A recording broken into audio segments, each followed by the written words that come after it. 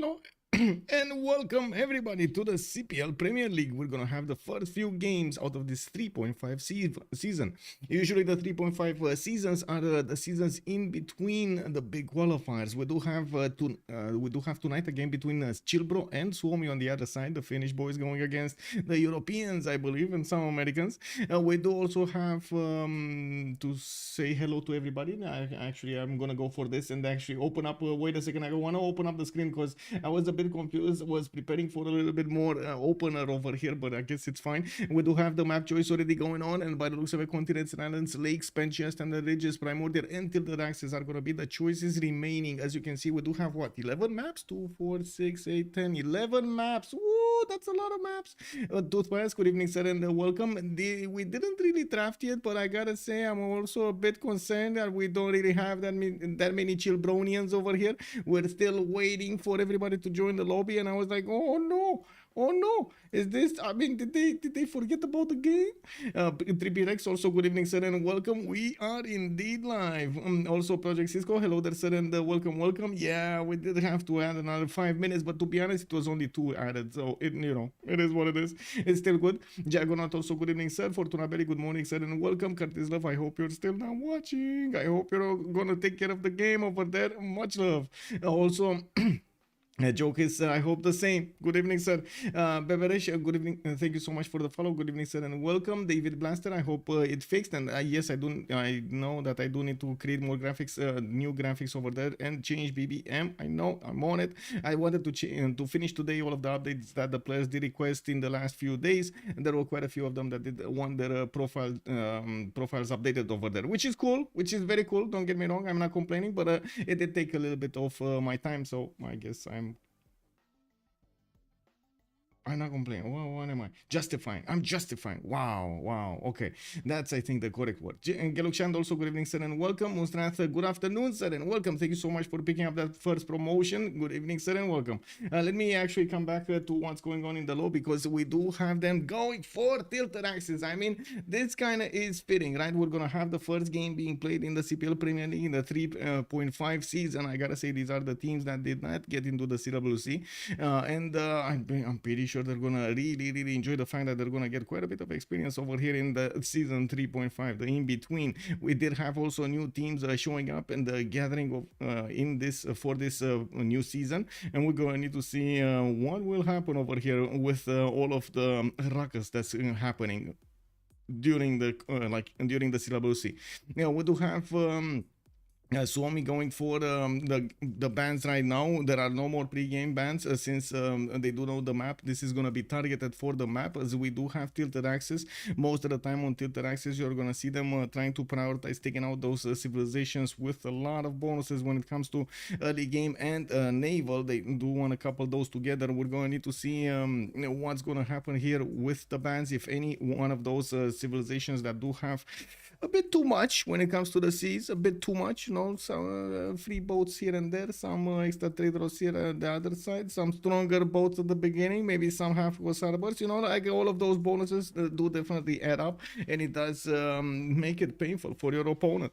We do have Spain also taken out here by ChillBro, while they will take out also Coupe and Scythia. Looks like they're dangling on Scythia's head over there, but we don't know yet if they're actually going to take it down. Come on, is this going to be the great Scythian taken out by Suomi? I gotta say, I'm very surprised. I mean, where England's, like where in Civ Empire, where are the Cottons taken out? Where Dido? Where is Indonesia? Where is, I mean, there are still so many civilizations over here that will still get through, even if they do ban everything they want. The first 2, 4, 6, 8. Oh no, wait a second, did they change this or that just is like a graphical glitch over here? They should have 5 choices in the first round, and then go for the picks, and then another 2 choices in the second round. Is this 4 and 3? Is this 4 and 3? Because I'm actually quite curious. I do see them being split up over here. Is this 4 and 3? Anyway, now we're gonna need to see. That means more of those powerful civilizations will get in. We do have Indonesia being taken out, and also Japan. Looks like Daido is also gonna take a stand over here. Suomi is not gonna allow it in, and we do have one more ban from ChillBro. Oh, ChillBro. Okay, okay. I mean, to be honest, it's a hard choice. Very hard choice. They didn't take out any of the Norways. There still are Englands in the game, a lot of them. We do have Eleanor. We got some Elizabeth. We got also Mongolia. There are so many powerful ones. Like, yeah, sure, you're gonna take out Norway over here. Okay, that's fine, but that's gonna mean Varangian is still gonna be in the game, and he's still gonna have the ability to actually send those boats across the ocean. We're gonna need to see if they're gonna wanna, dip their toes into Varangian or not. We do have first pick over here, instant pick in Age of Empire. England, unfortunately, it does seem like they got out drafted for the first pick. We're going to need to see what ChillBro is going to react with. They do have two choices, and they definitely have the chance of getting back their opponents against England. We do still have Varangian. We got Eleanor, England. We got... yeah, we do have well, I guess Cyrus could. We got Victoria, Age of Steam, Basil. I mean, I wouldn't really play Basil with this. Wilhelmina. They didn't take Wilhelmina. We're going to need to see what they're gonna pick. And not to mention, also Brazil is still in the game. But to be honest, this is filtered access. They might not actually take the chance with Brazil, even though, to be honest, does seem like it's gonna be an interesting map if they do. We do need to take a look at what's gonna happen here with their choices, and if they will actually manage to get their 4 players. Oh, they are in. We got Fabian, we got Androam, we got Devries and Dieter Donor showing up today for ChillBro. While on the other side, on Suomi, it looks like Urallfish with Curtis Love, Lenny, and Pupumestari. I do want to say hello to YouTube as well. Hello YouTube, how is everybody doing over there? You guys doing well? And good evening everybody, and I do hope you're gonna have a great time with me. Hello there, Leonard. Good evening, sir, and welcome. Also, good evening, All Triangle. Hello there, sir. Hello, Legilementos. How are you doing, sir, tonight? Matt Beat. This is not the CWC tonight. We do have the CPL Premier League. The CWC is still scheduling. We do have quite a few games that are going to be one more, actually, no, 2 more than the last week, because we do have a postponed game from the last week that needs to be played out this week. We're going to need to see between Thursday and Sunday when they're going to get to schedule, and of course, we're going to get to see all of that action there. In the meantime, we got some CPL Premier Leagues. We're gonna have some 1v1s probably during the weeks, and we do need to see day by day, of course, what kind of games are gonna be played. It looks like it will be Brazil on the right side. ChillBro is gonna take that chance with Brazil in the game, and we're gonna try to go for that Minas Gerais. We're gonna need to see if they actually get there. We got Suomi also needing to pick up something else, and it will be Gorgo. Hello, Morio. Hello there, sir, and welcome. Gorgo? I mean, it's been a while since we've seen actually Gorgo in the game, and I don't get me wrong, I'm kind of complaining that Gorgo is still not in the games, like not more in the games, but it looks like the players are just staying away from Gorgo. Whatever happens there, they're not picking, not choosing it, nothing. They're just totally ignoring the greases. Right now it looks like Suomi is gonna give it a chance. We're going to need to see what Gorgo is gonna do. This is a tough map for Gorgo. It's not really a naval power, and he will have quite a few problems when it comes to his simming on the coast if he's gonna go there. And we're going to need to see if he's gonna get any kind of land target to go against. Tilted axis, yes, majority naval, but there is still that chance of 5%, 10% that actually you're gonna get next to an opponent exactly with the wrecking ball sieve that you want, exactly with a pathway towards him, and so on and so forth. Now we do need to see another 3 bans from each side. It looks like Gandhi is gonna be taken out by ChillBro, while Chandragupta is still in the game, I guess, from the other Indias. Don't really see it being picked or banned over here, to be honest. And I gotta say that they were kind of dangling on top of Tomenis there. And is this actually one of those switcheroos, how you see in those games, like where's the coin or something like that, and somebody spins 3 glasses and it's like, woo, woo, woo, woo, no more more coin. Oh, I think that's one. No, it wasn't. It was this one. Is this one of those cases in which CTS is just gonna be switched into the map here? Suomi is gonna play the we actually banned that, but we didn't really ban that. We told you about it, but then we made our mind back, and I don't know, it got in. I don't know what happened. We click button, it got in. Thanks for the stream. Hello there, Lithians. Thank you so much for being awesome and being here with me. Good evening, sir. I hope you're gonna have a great time.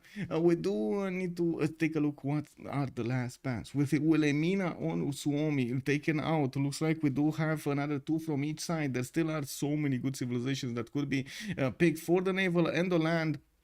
And I am a bit surprised that we don't have Rome, Montezuma here being chosen, considered. Maybe they are being chosen, considered. Not to mention, we still have Tokugawa in the game. I mean, don't underestimate Mr. Tokugawa here of doing awesome stuff. We also have Lotaro, which actually has been picked on Tilted Axis before, and it does do quite well with the extra +5 going against his opponent civilizations in a golden age. That will be quite a problem for there. And not to mention the Shimamula actually next to the coast. You get some breathtaking appeal over there. You just settle that culture. You put stones in the middle of nowhere, and people just gather around them, and they just generate culture. You know, they're just there. I mean, I guess I'm imagining they're just, you know, talking and singing and so on. Thank you so much, Frankie, for fingers for the 5 months. Much appreciated, sir. Thank you. Woo. We're starting off good, nice. Noise.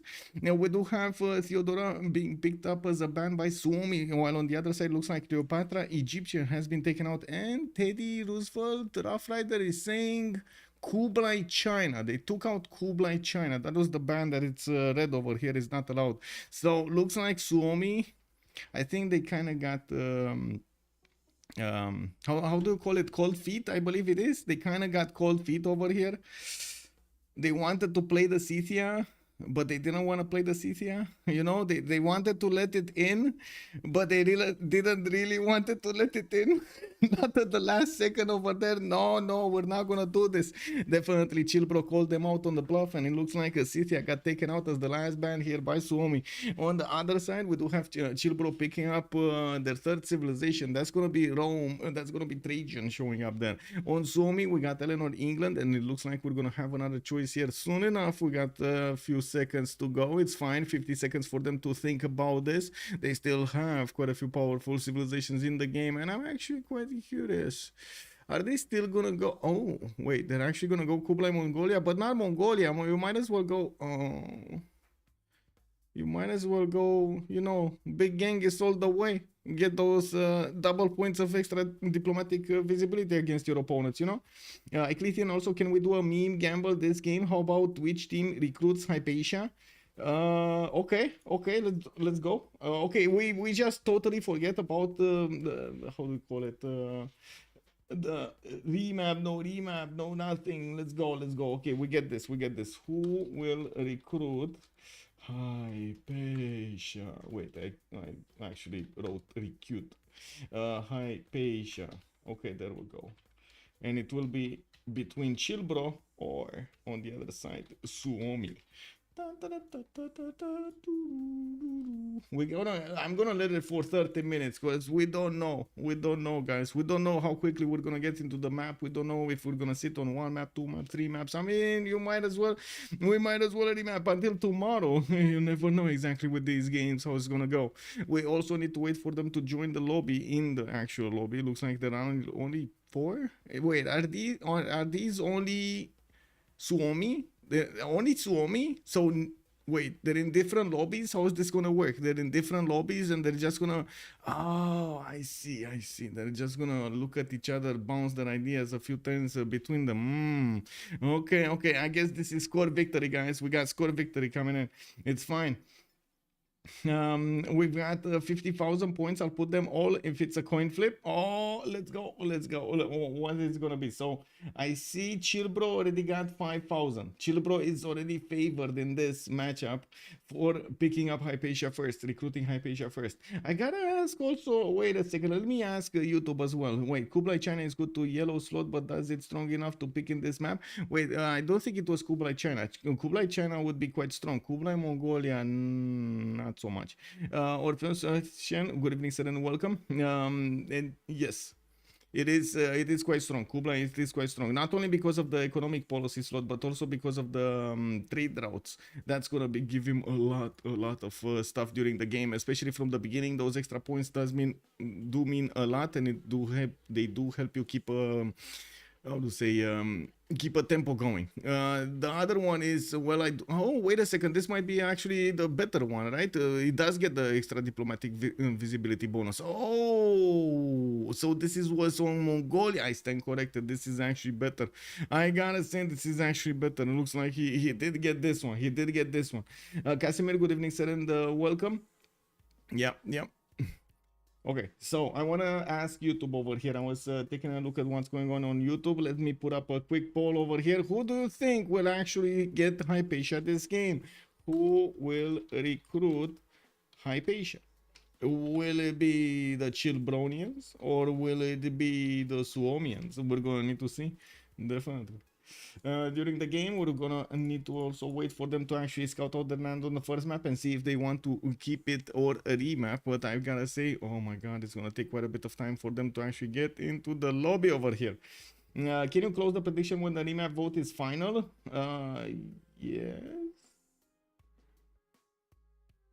Yes. Oh, so you want to wait? Close the prediction. I don't know. I can't really close the prediction other than the timer. I don't think I can actually. Let me take a look. Can I? Oh, I can actually. I can end some mission. Yes, I can do that. I can do that. So whatever happens, put your points in right now, because you're definitely not gonna know if anybody's actually gonna get Hypatia or not beforehand. There's just not gonna be that much of an information. Maybe, I mean, I guess we can take a look at like campus spots as an extra information. If they do have some campuses over there, that might be something that they will go for first, so they will have an extra chance. Map is tilted axis. Yes, sir, indeed. And let me actually, that reminds me, let me actually put it up on the screen over here. We got the tilted axis. So what will happen on this map, we're gonna have it generated with the ice in the middle. Basically that's the North Pole, I believe, and then the earth is like splat over here with the southern pole scattered all over the map. It's like at the edges of the map. The thing is, you can't go left to right, you can't go up down. You can only play on that in those particular tiles. The map doesn't go around. We're going to need to see if they're gonna get those canalways to actually get from the left to the right of the map, because that is possible through the North Pole. I mean the middle of the map. You can actually have quite a few passageways, like one tile passages, that allows you to actually move naval powers from one side to the other, which will have quite a bit of an impact, and I'm sure the players will need to scout for that. But I gotta say, we're gonna need to get ready over here with a lot of pom-poms and a lot of good jokes, because I'm pretty sure we're gonna have quite a bit of action during the game. It's gonna be naval, and it's gonna be a lot of meeting. We do also, we gotta get ready. Is it supposed to have ocean around the North Pole? Yes. Wait, what do you mean? It does have ocean, right? So do you mean was it supposed to have more ice over there, or was it supposed to have something else like land? Okay. Always or not? Oh, you mean if it is supposed to have passageways like one tile chokes? No, it's not a guarantee, but you can have like one still land that you can settle with a city, and you create a passageway, like one tile canals. I've played Civ for 700 hours, but never played on tilted axis. Yeah, I mean, yeah, I can't really say I fault you for that, man. This is one of those maps, just like Escape from Tarkov. You're kind of, doing it to yourself. You're punching yourself in the face,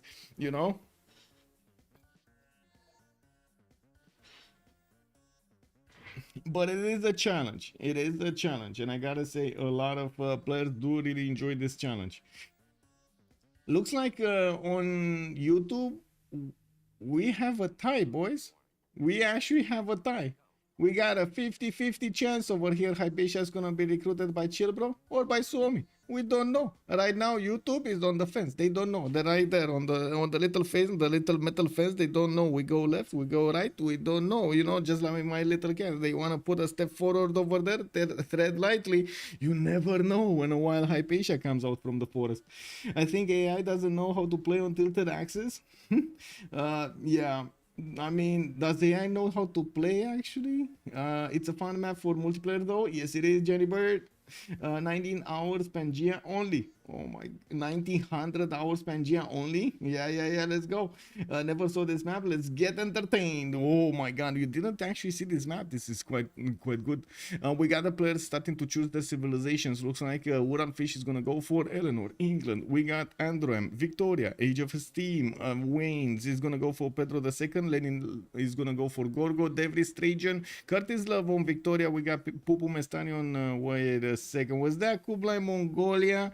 I saw a little speck of orange. Was that Kublai, Mongolia on the 9th one? I think so, on the 7th one actually. I think so. Yeah, there we go. We got Kublai, Mongolia here, and then who's the last one? Was this no, we talked about Brazil. I think Catherine de Medici, the Black Queen, we didn't actually talk about him, right? Fabian over here is gonna play him. I gotta say the extra diplomatic visibility definitely works on the boats as well. So you do have Mongolia with a lot of power, or a lot of potential power. And Casimir, we got our answer instantly. There are passageways through the middle of the map over here. It looks like, oh, this is gonna be an open map. Open map. Looks like they can definitely try to go against each other. Let's go. Okay, big question, left or right? Where do we go? We go left or we go right? Chat, let's go. He came too late, I subbed him, and then he came back and subbed me out. Döner kebab och så guten Abend mein Herr, willkommen. Where do we go? Chat, where do we go? 08015, hello there sir and welcome. Left, we go left. Okay, so that's gonna be Fabian here. That's gonna be Fabian. Okay, looks like ChillBro is gonna want to chill out a little bit more, and they're asking for 2 minutes. We're gonna need to take a look at the spawns in the meantime. Let's see, we got Fabian here with his 231 fertile, and by the looks of it, he's gonna have quite a bit of fresh water from this river. Oh, spanning towards the south. Pupumestari is gonna be the one fighting him, and I guess, I mean, it's kind of fitting, right? Both of them fighting for intelligence over each other. There's nothing happening between them. This is just gonna be a Pupumestari. Oh, he doesn't even have the continent, right? Look at that. Even the Guard Imperials are actually gonna fall short of actually getting to their opponent's cities, man. At least, maybe, well, I guess we're gonna need to see what big Pupumestari is gonna do over here against Fabian.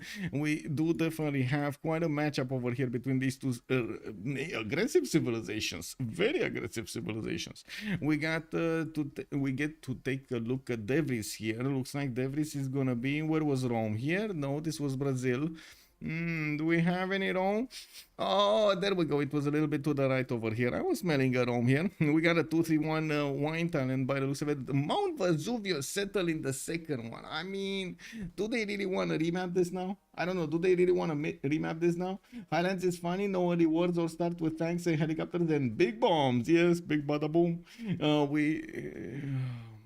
We got this Mount Vesuvius right next to Devris here. He's gonna be so happy about this. I can't even imagine going to settle all of these cities next to Mount Vesuvius and all the rivers, so he's gonna get the fresh water. Not that he cares, you know, his big Rome over here beginning to build the baths is not gonna be an issue.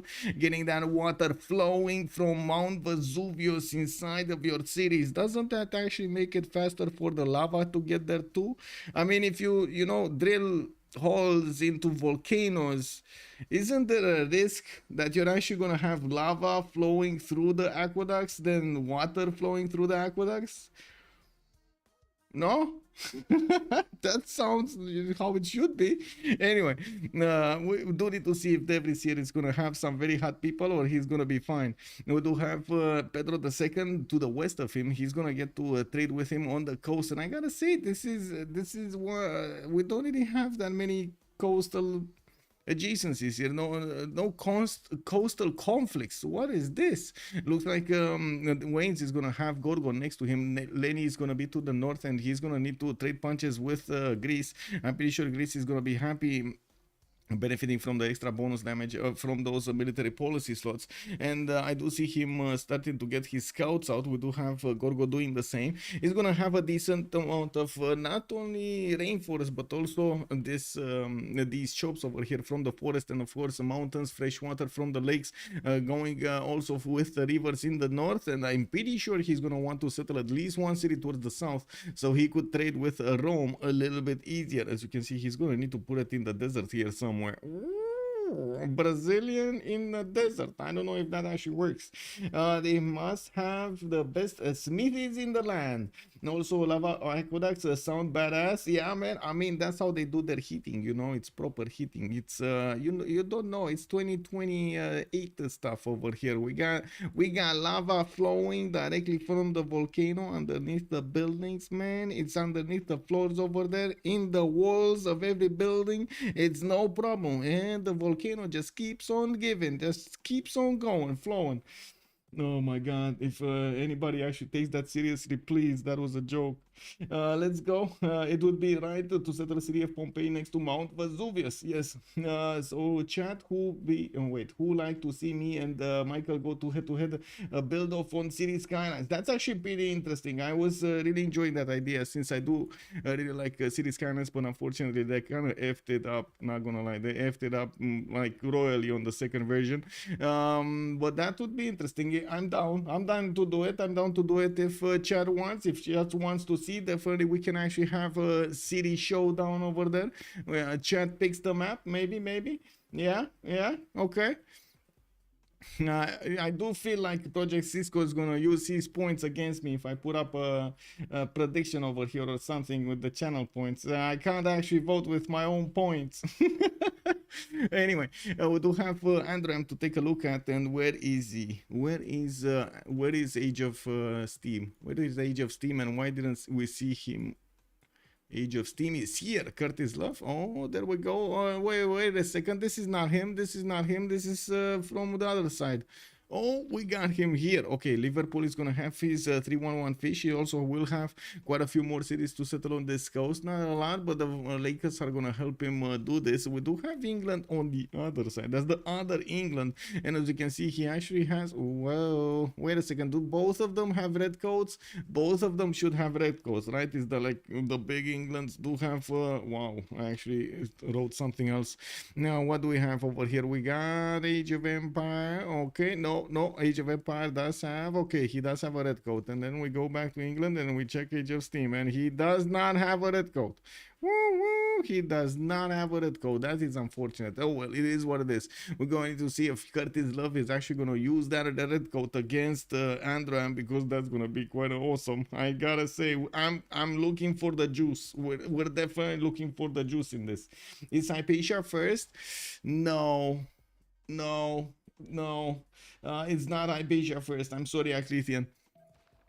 Now we do have Liverpool also with Mongolia to the east side, but that's gonna be an opponent. Okay, does he have? So he will have at least Rome to trade with on the west, on the far west, and he's gonna definitely need to plug this choke to the north. We're going to need to see also if he's gonna want to take Mohenjo-Daro. That is kind of an easy city to take over, but it's a really bad city to take over. I guess an extra city is an extra city, right? At least you get some monument, you get some of these coastal tiles improved or something. You gotta do something about it. We got Xanadu benefiting from 2-3 deer tile, and yes, I do see him pumping out his scout next turn. He does have the coffee setter to the east side, another one to the northwest, either on the 2-2 rainforest or the 2-2 stone tile. I'm pretty sure he's gonna scout this river towards the north, which is the Rhine River. I think he knows. Am I the only one that I think he knows? Victoria, good evening, sir, and welcome. Good super morning early. Oh, whoa, this is early, super early in the morning street. Oh, wow. This is very early in the evening, man. For me, it is what it is. I guess, you can call it morning. Yeah, I'm not opposed to that idea. We can call it morning. I'm all good. I prefer it that way. It's a proper gamble. Oh, I see. You don't know. Yeah. 2:35 a.m. for me. Oh my God, that is early in the morning. That is indeed early in the morning. Actually, that's kind of late in the night. Where do you have early in the morning switched with late at night? Does anybody know when is the hour? Because in the afternoon versus what was it? Noon? No, afternoon versus evening was like what, 6? After 6 you say evening, and before 6 you say good afternoon. Yeah, it's 5 a.m. So 5 a.m. early. It's after 5 a.m. is early in the morning. Before 5 a.m. is actually late at night. Okay. Okay, that makes sense. That makes sense. So see, Victor, it's fine. You're not early in the morning. It's fine. You're late at night. It's all good, man. Depends on if I sleep or not. If I have slept or not. I guess. Yeah. I guess. Yeah. I mean, he might have actually.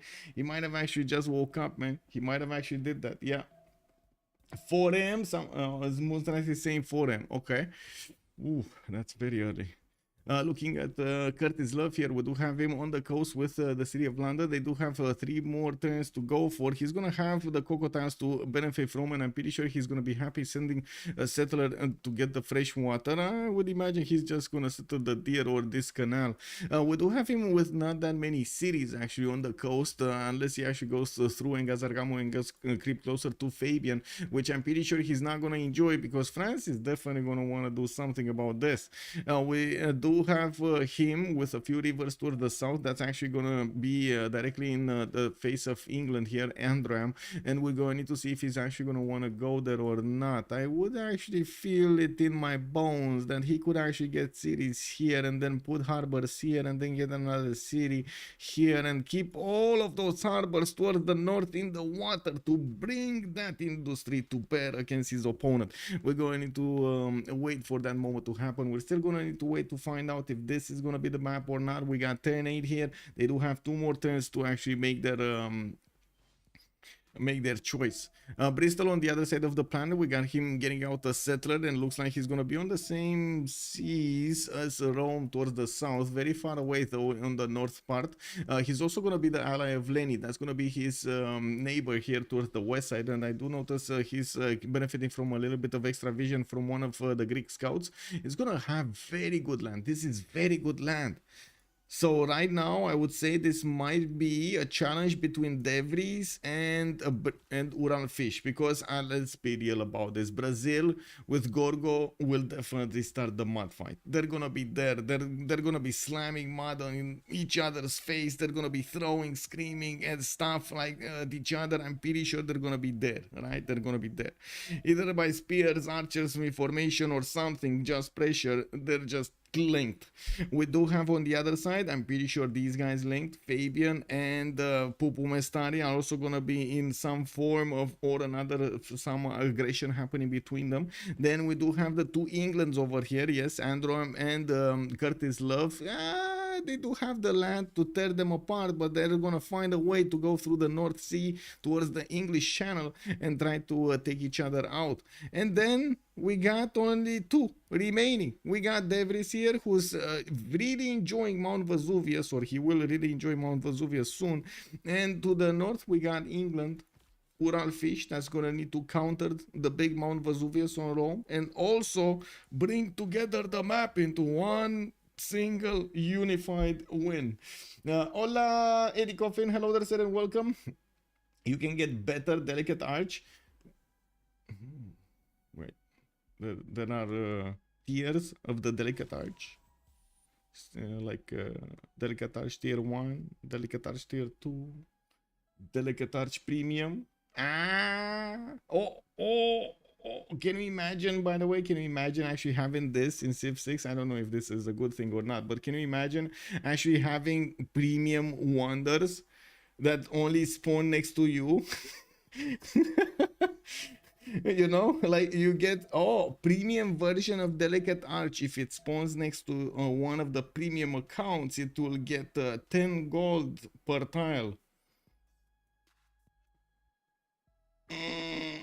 Is it going to be Sacred Path Pedro II? Well, I mean, we got a remap here. We got a remap, and it looks like they're just gonna go new lobby entirely. I'm not sure exactly why one of them disconnected. Pay to play coming to Civ. I mean, to be honest, after all of these discussions in the last few days over here, looks like we did have quite a bit of drama going on in the overall gaming sphere, like with EFT. Oh, wow, doing like, I don't know how they did it, man. I don't know how they did it. They just like the major fail of the year, going from riches to rags, I guess. It's the other way around, right? And then we did have PlayStation Network, Sony doing that overall drama with what was it? With the linking of accounts, and nobody liked that. Whoa, pay to play is gonna be the end of Civ. Yeah, I'm pretty sure they're not. No, don't get me wrong. I'm pretty sure they're not gonna do that. I'm pretty sure. But it was fun to mention, because there are options in the game. I mean, you could definitely choose to mold the game into that sense. I hope not. I really hope not. Okay, maybe customizable things, definitely. I mean, I'm pretty sure everybody here in the chat would want to have their scouts different than the others. Hey, you have your own companion animal. You know, maybe I like cats, you don't like cats. Maybe he likes dogs, I don't like dogs. Maybe I do like dogs. Maybe he likes elephants. I mean, who's gonna stop him from getting elephant scouts? You know what I mean? They're not stronger, they're just as bad, but you see a big elephant there. It must be satisfying, right? It must be satisfying. It's like, you know, basically like getting one of those race cars, just the package of the car, but inside it's like a very small engine. And you run and you huff and puff the doorstep, and the huff and puff of the stop sign, I mean, and you just start sliding. And it opens almost to bienvenue. A bit late, no problem, man. We still are in the first map. We didn't, well, actually in the second map. I need to swap with Urallfish. I need to click on spectator. I need to click on another button over here, and it looks like we switched color to the blue. The blues. Let's see, what do we have here? Oh, I see. Helldivers walk back on the... Yes, they did. Big victory, Victor. Big victory. I was like, to be honest, I one of the few times I actually gave a review on that one, and I gotta say, I think I even linked my account over there or something. I don't know. I have no idea, but I'm pretty sure I went through some hoops to actually get my account going. But it was kind of bad that they were taking away the access from already so many countries were how to say, and players. That was I think the major issue. That was the biggest issue. But I gotta say, it was quite a chicken fight.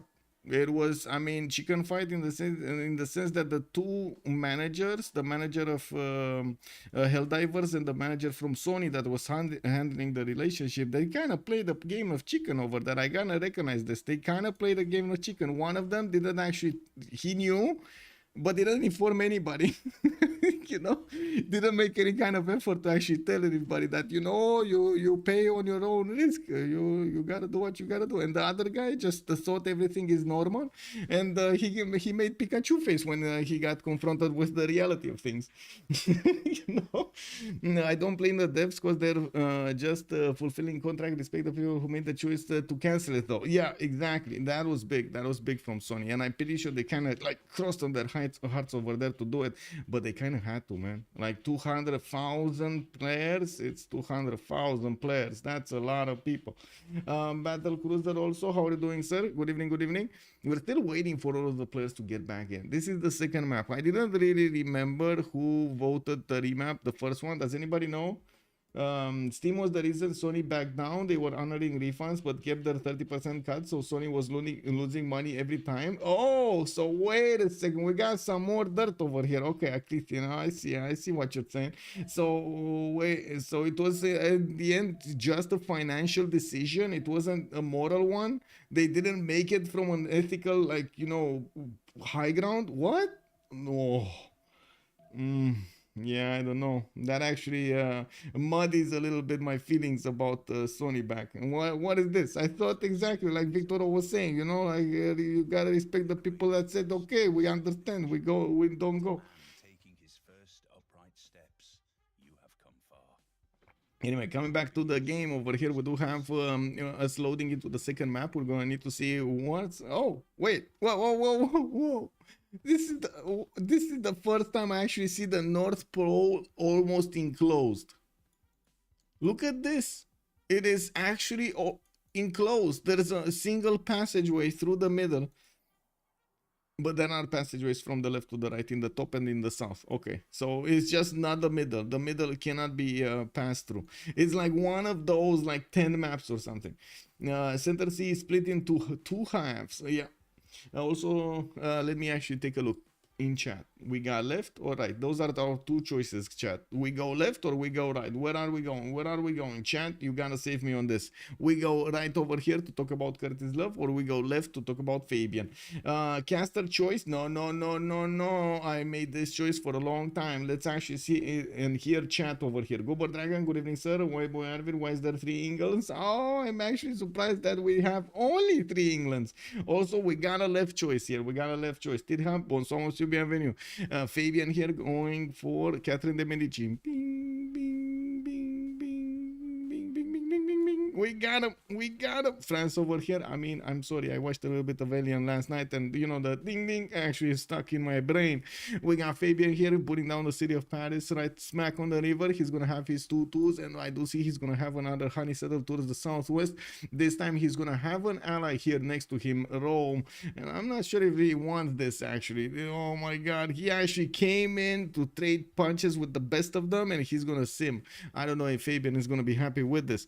And we do have we do have him quite far away from an opponent. On the other side, looks like Wayne's is gonna be here, another ally. What are they actually clumped up together like this?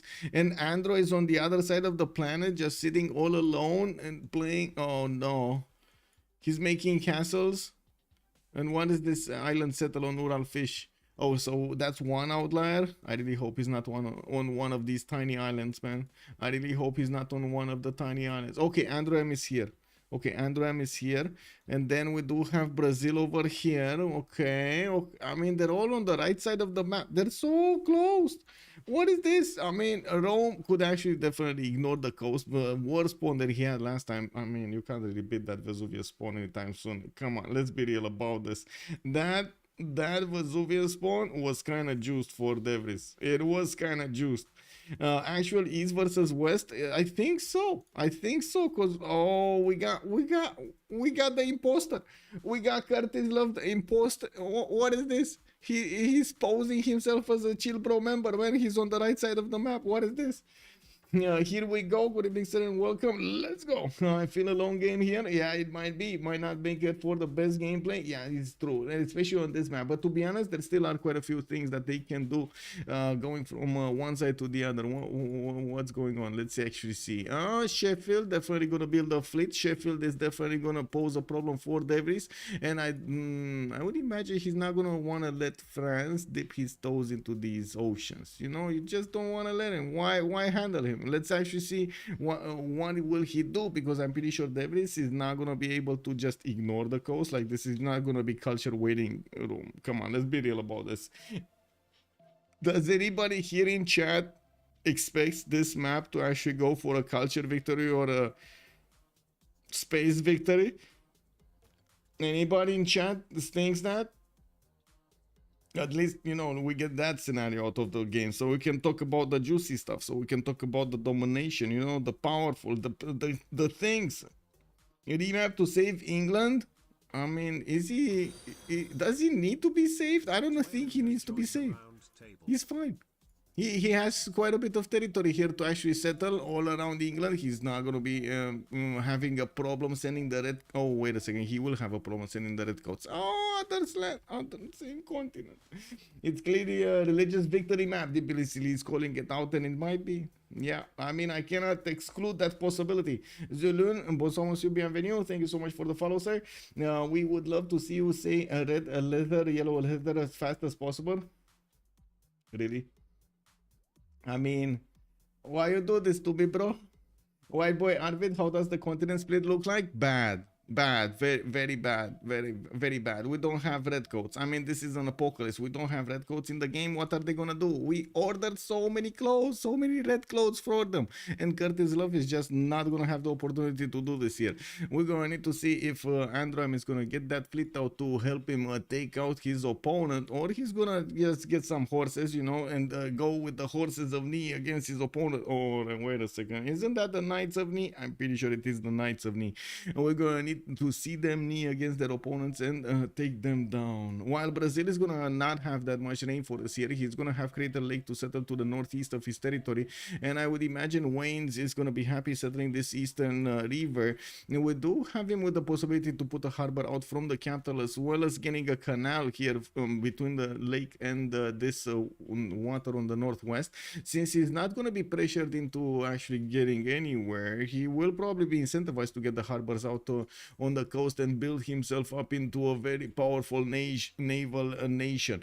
While we do have Fabian on the west to give him some trade routes, we got also England to the north to give him some trade routes. We're going to need to wait and see their decisions, because on the other side here with Urallfish already on the coast, and I'm pretty sure he's going to stay with all cities on the coast here, there isn't that much of an incentive to do anything else on this tiny island. And I gotta say, I'm a bit surprised, but oh well, it is what it is. On this map, you gotta do what you gotta do. He did manage to get 2 builders out. 2 builders. That's a builder from a hut. Guys, he had 1 hut, 1 chance, and he popped a builder. This guy, man, he needs to tell us his secret. Panama Canal game, let's go. Skill issue. Yeah, well, I mean, we kind of need to know this, you know, what did he eat this morning? What did he drink this morning? Maybe he touched something that we don't know. What did he do, you know? Like, we gotta figure it out over here. There must be something in there that gives him all of this luck. Can you label the teams? Yes, sir, I can actually. Good evening, sir. I think we still don't know the prediction. I was keeping it here. And looking at team 1, we do have... That's going to be ChillBro on the left side. And on the right side, let's actually take a look. What do we have over here? We got Suomi, the boys from Suomi, from the Finnish lands. We did have somebody in the chat that was saying that he's from Finland. He's playing Civ6, but he doesn't know these other Finnish boys. But he doesn't even know other people in Finland that play Civ6. How it is? Can you imagine? Oh, look at that! My stream connecting people. Trippy Rex W. Let's go. W keyboard. Keys aren't working. Whoa, that's a problem actually. The W key not working is very bad. It's very bad. It's worse than losing your like shaving equipment. Is Eleanor ability even valid? Loyalty feels weak in general. No. The loyalty ability is not going to be used, but the half-coast harbors are going to be used. You can copy from me. W. Okay. Looks like Lenny is also going to be in a seeming position, and to be honest, I mean, he could actually try to go for a culture victory, guys. He could actually try to go for a culture victory, but in the meantime, he could settle quite a few coastal cities as well. Pupumestari is also going to be forced to go on the coast, and I'm pretty sure he's going to want to get the harbor out there. He will want to use his capital's production to also this, and it looks like immediately we gotta go new. Oh, Project Cisco, thank you so much for the gift, sir. Much appreciated. Hamus was just subscribed. We got a new guy. Welcome, sir. Red leather, yellow leather. Red leather, yellow leather. Yeah, that's a problem. I don't think I can actually say that very, very fast.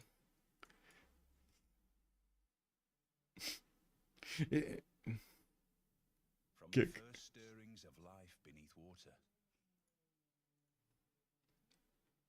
Okay, so this is the moment I actually need to stop the prediction, right? We're stopping the prediction and we're... okay, it actually stopped. It stopped. It's fine. So we got 100,000 points on Suomi recruiting Hypatia and 72,000 points on ChillBro recruiting Hypatia. Let's actually see who's going to get it. No remap. Oh no, we actually had to do this prediction first so we can actually figure it out, right?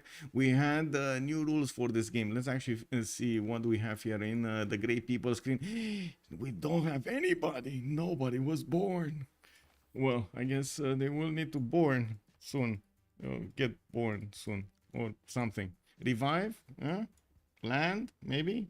Arrive. Okay. Well, left or right? Left or right? Where do we go? Curtis Love on Victoria or Fabian or Chiatre de Medici? Come on, Chad. We got you know the drill. You know the drill. I'm just gonna click on buttons over here to close the things on my screen, and it should be fine right now. Taking this off. The isolated England was the guy who said go new. Yeah, I can imagine why. I think last year it was domination culture victory usually, but nowadays it's domination science. That's true. Moonstrath is also telling us left first, right was second. So you know you were taken from the left, going to the right indeed. So let's see Fabian here. What's he gonna have? Fabian is gonna be from ChillBro, and Fabian is gonna be to the southeast of the map. He's gonna be next to Mongolia again. You know, again. You mean just admin again? What? I guess we have to play by what happened? What? I don't know what happened. What did they do? Are they relobbing, remapping, redoing, go relobby?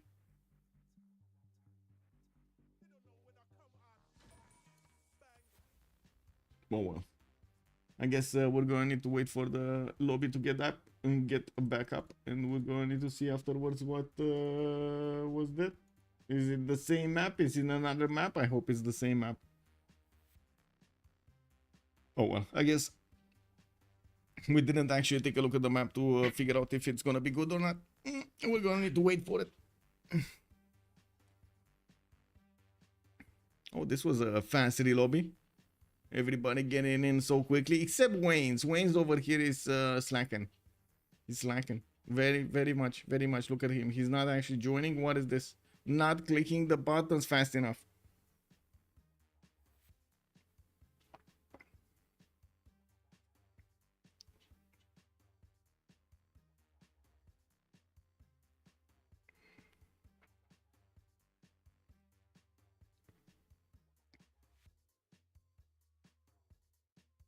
So we've kind of seen two versions of tilted axis. We got to take a look at two versions of tilted axis. One that did have its middle closed, but it did have its extremities open, and one that did have its extremities closed, but did have its middle open. So we're going to need to see if the third one is going to be one of those two, or maybe something else. You never know these days.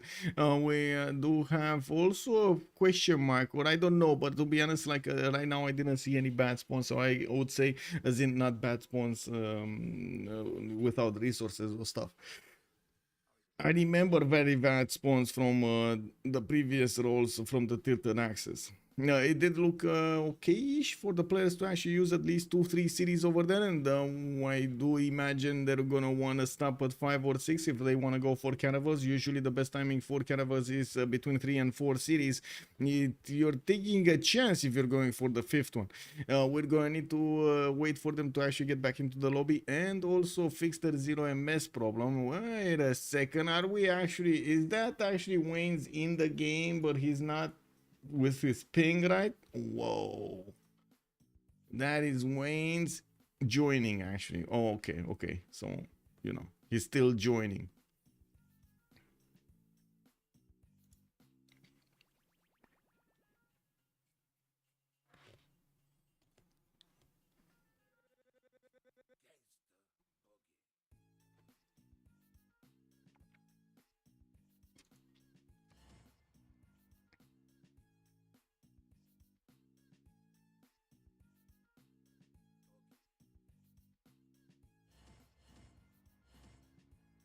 Okay, they're readying up. We just need to wait for all of the reddits, and that's about it. Do we need to switch to the second one? I don't think so, right? We just let it like this. We let it be like this. It doesn't matter. AI is still gonna vote A in most options, so you know it's fine. They will prioritize to have Victoria Age of Empire for the top slot, while Pedro is going to be the second one. You see Age of Steam in the third, and Eleanor in the fourth one. This is definitely them trying to play as many of those admirals as possible. I would imagine Pedro the second is going to want to get his harbors out, and he definitely wants one of those admirals. And I'm pretty sure both Victorias and, of course, Eleanor will do the same. On the other side, Rome, Gorgo, Kublai, Catherine de Medici, we don't know yet exactly how they're going to want to play this out, especially what kind of options because of the map they will have. Will they have land adjacency? Will they have to go coastal with most of their cities and so on and so forth, which will create quite a few problems for him, or maybe not so many problems during the game. We're still gonna need to see his neighborhood over here. Maybe it's gonna be friendly. We did have last map also Gorgo with quite a bit of an advantage. He was free sim on an island there with two of his teammates. He definitely could have benefited from both of those teammates. Bonuses on his trade routes, and I'm pretty sure he would have been quite happy settling all of that continent by himself, pushing his allies towards the coast. I mean, you know, they need to just dirty themselves over there with some water and going against their opponents. It's fine, you know. I stay here, I make some culture, we make some theater books and stuff like that. It's all good, guys. Don't mind us, don't mind us. We're actually just playing over here. It's all good. We do need to take a look on the left side, right? We actually had chat telling us a left. Let's actually find Catherine de Medici. Was this? Wait, was this? Yeah. It's the same map. That's what I wanted to ask. If it's the same map. It is the same map. We do have Fabian also with quite a few luxury resources next to his reverse. This is going to be nice for his unique improvement. The chateau. He does have this second settle next to those silters toward the northeast. I'm pretty sure he's gonna want the cattle there also to get the extra food in, and I'm actually quite curious, where is he gonna want to settle? Is he just gonna go in place for the 2-2 base, or is he gonna be something else? We do have him with an opponent to the north. That is gonna be Curtis Love, and this is gonna be a problem for him, even though he does have for Age of Empire, right? Age of Empire. This is Age of Empire. I hope so. Yeah, this is Age of Empire. Now, on the west side, we do have Mongolia that will throw some units at France, and I'm pretty sure he's not going to be happy with Pupumestari being on his left flank, but there is a chance that he will get to attack Curtis Love over here and do significant damage, especially the courser timing on France is legendary, and just like the song goes, same map, it is the same map. Yes sir. We do have in the city of Paris also him having the access to iron tile in the first ring and also horses in the second one. He's gonna have quite a bit of fresh water to settle. Southwest, east, no problem. North, of course, to get closer to England. I would imagine actually he will need to make a very important choice if he settles a city here on this line of the river or not, because if he's not going to settle a city there, I'm pretty sure Mongolia is going to get closer, and I'm pretty sure if he settles it's just going to be focused, all of the fight is going to be focused on this city and not something else. Otherwise it might actually just be Mongolia just crossing this river much earlier than France can actually protect it. We do have to take a look at the Rome over there to the northwest. He's gonna get his sugar tile to the west side to work at the beginning. He's also gonna have some 2-2s and a 3-2 banana. Lake Victoria settled to the southeast. Oh, don't mind if I do, getting those extra culture points and gold points over there. We do have him also with some cocoa tiles for the extra gold and quite a few coastal cities if he wants to. I'm actually quite curious if he will want to. And wait, do you see what I see? Do you see where Brazil is? Do you see that little speck of green on the map over there? Do you actually see where Brazil is? Oh man, we're gonna talk about Wayne's, but I gotta say Wayne's not happy. I don't think Wayne's happy. I honestly don't think Wayne's is happy. Like, with just looking at the map, I know Wayne's heart is very tiny right now. Is very tiny. We do have to take a look if Rome will have the resources. He does have a horse tile next to his capital. He does also have an iron tile in the second ring, and I do notice in the south and the southwest he's gonna have quite a bit of fresh water here from the lakes and rivers, but he's also gonna have an opponent. Gorgo is here, Sparta getting his scout out in one, and it's gonna keep Rome busy for the remainder of the game. We do have also to talk about Androam. Androam is gonna be somewhere that I don't see right now. Where is Androam and why can't I see him? Oh, he's over here somewhere.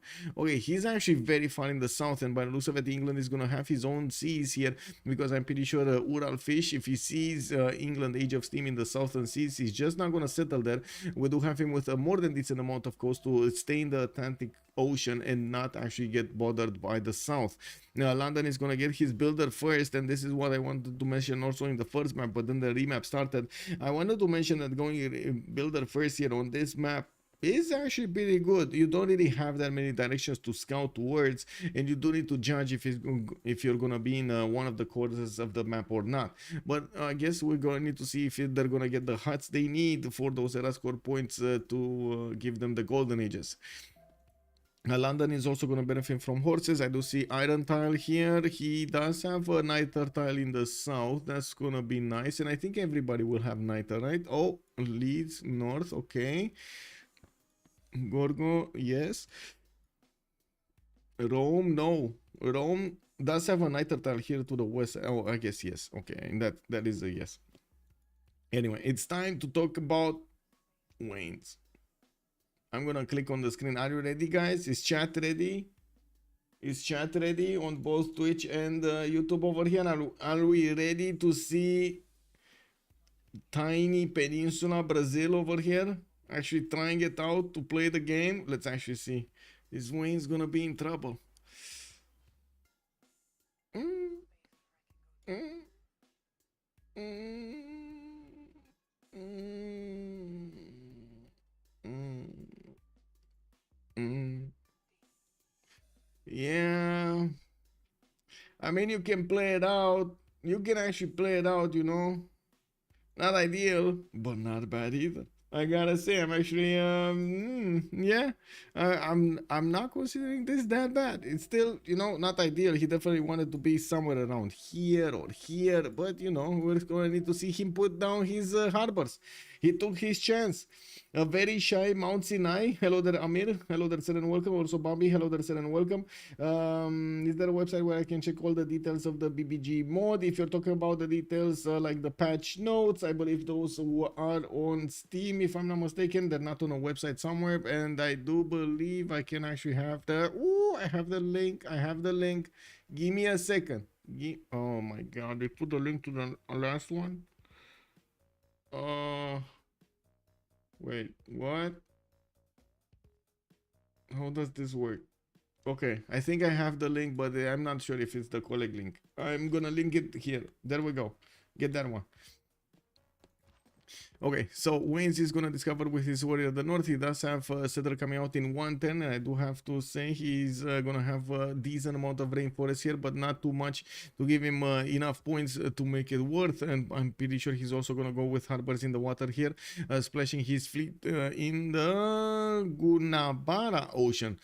We do have also him needing to see what he's gonna do about England on the southeast. He's gonna have an opponent here, but he can't easily go to him. He's gonna need to see if he's gonna do anything, actually send some horses or maybe some knights later on, or is he gonna just let Fabian do whatever he wants with England. Now, by the looks of it, we also have him benefiting from iron tile and horse tile. He has a problem. He doesn't have any niter anywhere. I mean, there is a niter tile here, but is he gonna have a city with a tile that he could actually get the niter tile from there? Is he gonna settle somewhere close? I don't think he's. No thinks he's actually gonna settle on that rainforest. I don't think so. Like on the 2-1 rainforest, are you kidding me? I'm pretty sure he's actually gonna go on this something like a rice tile over here, right? Or maybe on a tea tile there. That sounds a little bit better. Like he has other tiles, good tiles to work around him, and can improve some coastal resources. But then that, I don't know. It is what it is. He's also gonna require the help of his allies to get some extra tiles for these cities. I'm pretty sure it's the tea tile. It must be the tea tile. It must be the tea tile. Can you go from one end of the map to the other with boats? Yes, sir. You should be able to. Actually, wait. You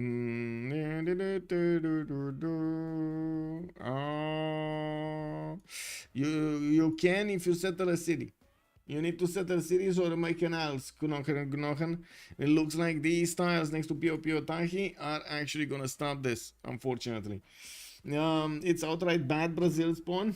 Bruce Waynes is a good player. He'll be fine. Exactly, Machiavelli. Exactly. Good evening, sir. And we're going to need to see him develop a new strategy over here. How to play Brazil with very few tiles. You need to min-max everything, you know, get everything perfectly.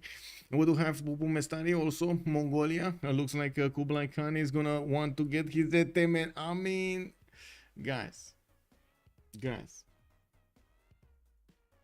This is the dream, right?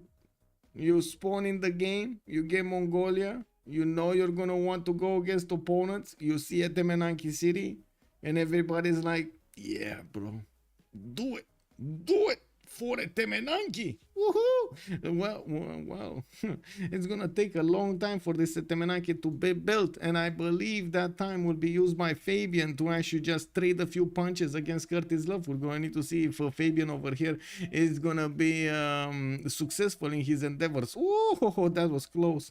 Anyway, Curtis Love over here might have just left his settler left for dead. We do have Wayne's getting with his scout in there. He's trying to fix. Oh my god, he's trying to get in there. He really needs to move on the wheat tile and shift enter that horse.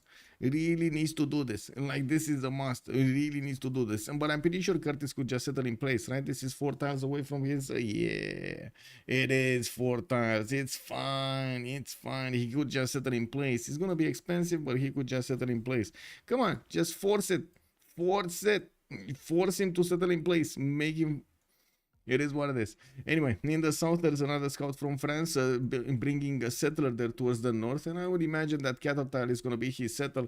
We do need to see how quickly or how very late Mongolia will be with any kind of pressure against France here, because I'm pretty sure he's going to need to take away all of that pressure from his opponent. And is that a campus first? Campus first opener. I mean, we got Hypatia. Ding, ding, ding, ding, ding, ding, ding. Guys, we got Hypatia in the game. We got Hypatia first. All of those points will need to go to somebody that voted one way or the other, the correct way. Who do you think will get Hypatia here? We got ChillBro on one side, fighting off with right now Mongolia to get the points. He's putting down a campus here from Xanadu. Okay, you know, it's fine. It's only a 1 pointer, but he can actually get some projects over there to get much faster to Hypatia. We do have him with horses in the capital. I do notice he did switch a tile there, 25 times for Temenaki to finish. That's fine. I don't see an iron tile. I don't see iron tile. Did he? Oh, never mind. It's actually on the campus. Underneath the campus is the iron tile. Getting the food from the bananas, pretty good. He's also moving towards the north. Fabian does have a scout. He does not see the settler. And I do notice Mongolia is bringing a warrior from the south, so he can actually keep his campus ready. Okay, that's fine. That's fine. He's gonna be protected. Fabian is gonna be pushed out there. He's getting closer. He still doesn't see the settler, boys. It's actually a lot of rainforest and hills here in between him and that settler. He cannot see the settler. Yeah, there we go. He cannot see the settler. We do have to take a look also on Gorgo, which is on the other side, and he's definitely going to fight Devris over here in the north. He does have a settler moving towards the south, going to get probably close to that tobacco tile to get some extra faith going. He already has some from the city of Sparta, while I do notice he's getting his monuments out. We do need to see if the lack of Gorgo in the last few months is justified or not, if he's going to be powerful enough to do the damage against Devris and to take out Rome, which is kind of a, you know, leader, big leader right now, established leader in the game. We're going to need to wait and see if Devris is going to manage to punch back and take out Gorgo himself. Also, Gary, thanks with much pleasure, sir, and welcome. Okay, Argos, Sparta, third city south. Looks like he's gonna get the horses on the west side and iron tile in the second ring. Both resources are relatively easy to acquire. I have a problem finding niter. It's to the north. We do have the niter tile here next to that one tile lake towards Devris. Devris, of course, I mean, he couldn't resist the call of Lake Victoria. So many things happen here in Devris' childhood. He needed to put a city there, make it beautiful. We're gonna see him get his trader out, and I do notice he's gonna also get new builders. He definitely wants to settle the northern coast this time around. Wait a second, why are you going to the north or the west? Oh, he's using, check this out, he's actually using the road to put another city on Lake Victoria. He's going here. Okay, that's interesting. Or is he going here? Is he gonna go here? I guess he's gonna go here. That's 1, 2, 3, 4, 5, 6 to settle, or 6 to 7 to settle. 1, 2, 3, 4, 5, 6, 7, 8 to settle. Okay, then it was 1 turn faster. I guess it makes sense. And we do have to take a look over here on the other side. Okay, not much happening. Eleanor, southwestern quarter. We do have Urallfish actually staying away from the English Channel in the south, and you do see Androam sending a builder on a voyage to find the truth of what happened in the English Channel over here. How does it look? Where are the land? Where are the land and cliffs or at? We got settlers moving towards the north here from Urallfish, trying to get more in the meantime from the city of Leeds. He's actually taking the chance going for the fourth one really quickly, and also discovering celestial navigation in 8 turns. We do have the war declaration being sent between the players, and I'm not sure exactly who's doing what, but it might have been actually France trying to get one of the Mongolian settlers here. Maybe. Looking at, wait a second, did he move last turn? No, he didn't. Okay, it's fine. We did have Curtis Love also with Victoria, Age of Empire. That's gonna be here on the eastern coast. He does have his monument coming out from Hull in 3, and it looks like he wasn't blocked from actually settling that horse style. He does have his 2/2s next to him, and that's gonna be much cheaper for him to actually get into and make that city work from the beginning. We do have a third city moving towards the south. The French scout is keeping that tile locked, the 2-3 uranium tile that Curtis Love wants to settle. Now we do have Slinger coming in slowly, 2 slingers actually coming in slowly to actually do the damage against the scouts, and I do see Brazil is bringing a scout as well, a scout of his own to the party. We're going to need to see if they're going to get the opportunity to actually keep over here Curtis from settling that city and disrupting his early game. I'm pretty sure we're going to have campus openers. I mean, wait a second, they're actually going as quickly as possible for Hypatia. They're actually going for it. I mean, is Mongolia gonna actually get a project? No, he's not getting a project. Whew. We do have a campus from Al Malik, and yes, I do see he's gonna get a builder. Nade Temenagi is still 13 turns from finishing. It's gonna take a long time, and he did put a 0 GCC campus. Okay, this is very suspicious. Why did he not put it here? At least it would have been a +1. That's a big lack of gold over here. Naughty Mongolia. Lady of the Reeds and Marshes is a pantheon. He's gonna get the extra possession on all of these floodplain tiles, and I'm pretty sure he's gonna be happy about what he's gonna get with Temenanki, but he does need to improve them into actual farms to make them viable. Now we do have also a few campuses coming up from Fabian. He's gonna roll campuses into encampments, I would assume here. Okay, looks like France's scout is still alive and kicking. We do have Wayne scout getting in there, and I do notice we do have traders coming out from Curtis Love, while he's gonna get a builder to improve his coastal resources to get the celestial navigation boost. We will probably get him the boost from Urallfish anyway, right? We do have already 2 resources here, and I do see God of the Sea has already been picked up as a pantheon by Urallfish. If you have to answer what team do you think will win the CWC, I cannot answer that. That's the whole reason we're actually holding the CWC, to figure it out. There are definitely very strong teams, and I would imagine that you guys already have like 3 or 4 favorites that you do have a lot of information from the other seasons, like COC, like FDLV, like Ulysse, for example, are the top dogs over there. But we still have very good challenges. Like we got Team 2, we got Holiday on Highlands, Gold Bar Library, these sharks over there. You never know when a shark is just gonna jump out of the water from you, you know, like don't move a fin, man. You gotta be careful around the fish. CWC is to determine which team is no, it's not. Come on, man. Why do you, oh my god, going the total opposite. Machiavelli, welcome back to reality. Hello there, Urek. Good evening, sir, and welcome. Now, I do see Urallfish did get his 4th settler, and looking at his southeast, he's finding out, figuring out where Andro is. And while Andro is getting boats out, I do notice, wait, why is he getting boats out? Is he, oh my god, he thinks he's actually gonna be in the water with Eleanor. He doesn't know. Oh, he got bamboozled. He didn't want to send the builder. Oh, this builder actually got cold feet. Unfortunate. He actually got cold feet. He doesn't know. He didn't want to go further. He didn't want to explore to see what's going on there, and he's not gonna be aware for quite some time. This will actually take away quite a bit of his tempo. The galleys that he's building right now, he's losing turns. He's really losing turns right now, building something that he doesn't actually need to build. And just think of it of a tech boost. Yeah. Well, Brazil going campuses. We do have Brazil getting, oh my god.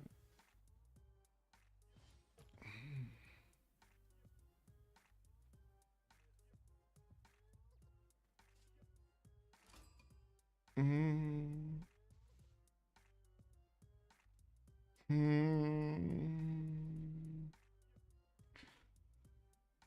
Hmm. Yeah. What tech boost is this on the granaries, Victor? Oh, what is he boosting? Is this a special civic boost over here? A granary opening new meta? Yes. Driving cow, good evening, sir, and welcome. Drink water. I got some water around here, but can I drink coffee? Driving cow. Drink water. Thank you so much for the 12 months. Thank you so much, sir. New policy card plus production if making granary. Yeah. Oh. Oh man. Oh well, it is what it is. We're gonna need to see what is he gonna do here. Wayne's is right now getting his list of navigation, 8 science and 7 culture. Okay, not doing that bad, but 19 production. He's the lowest one yet.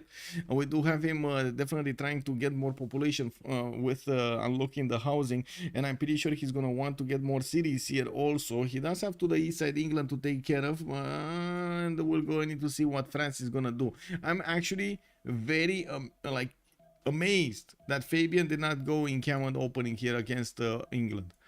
It seems like he slowed down so much his capabilities of actually taking out his opponent, taking out Curtis Love.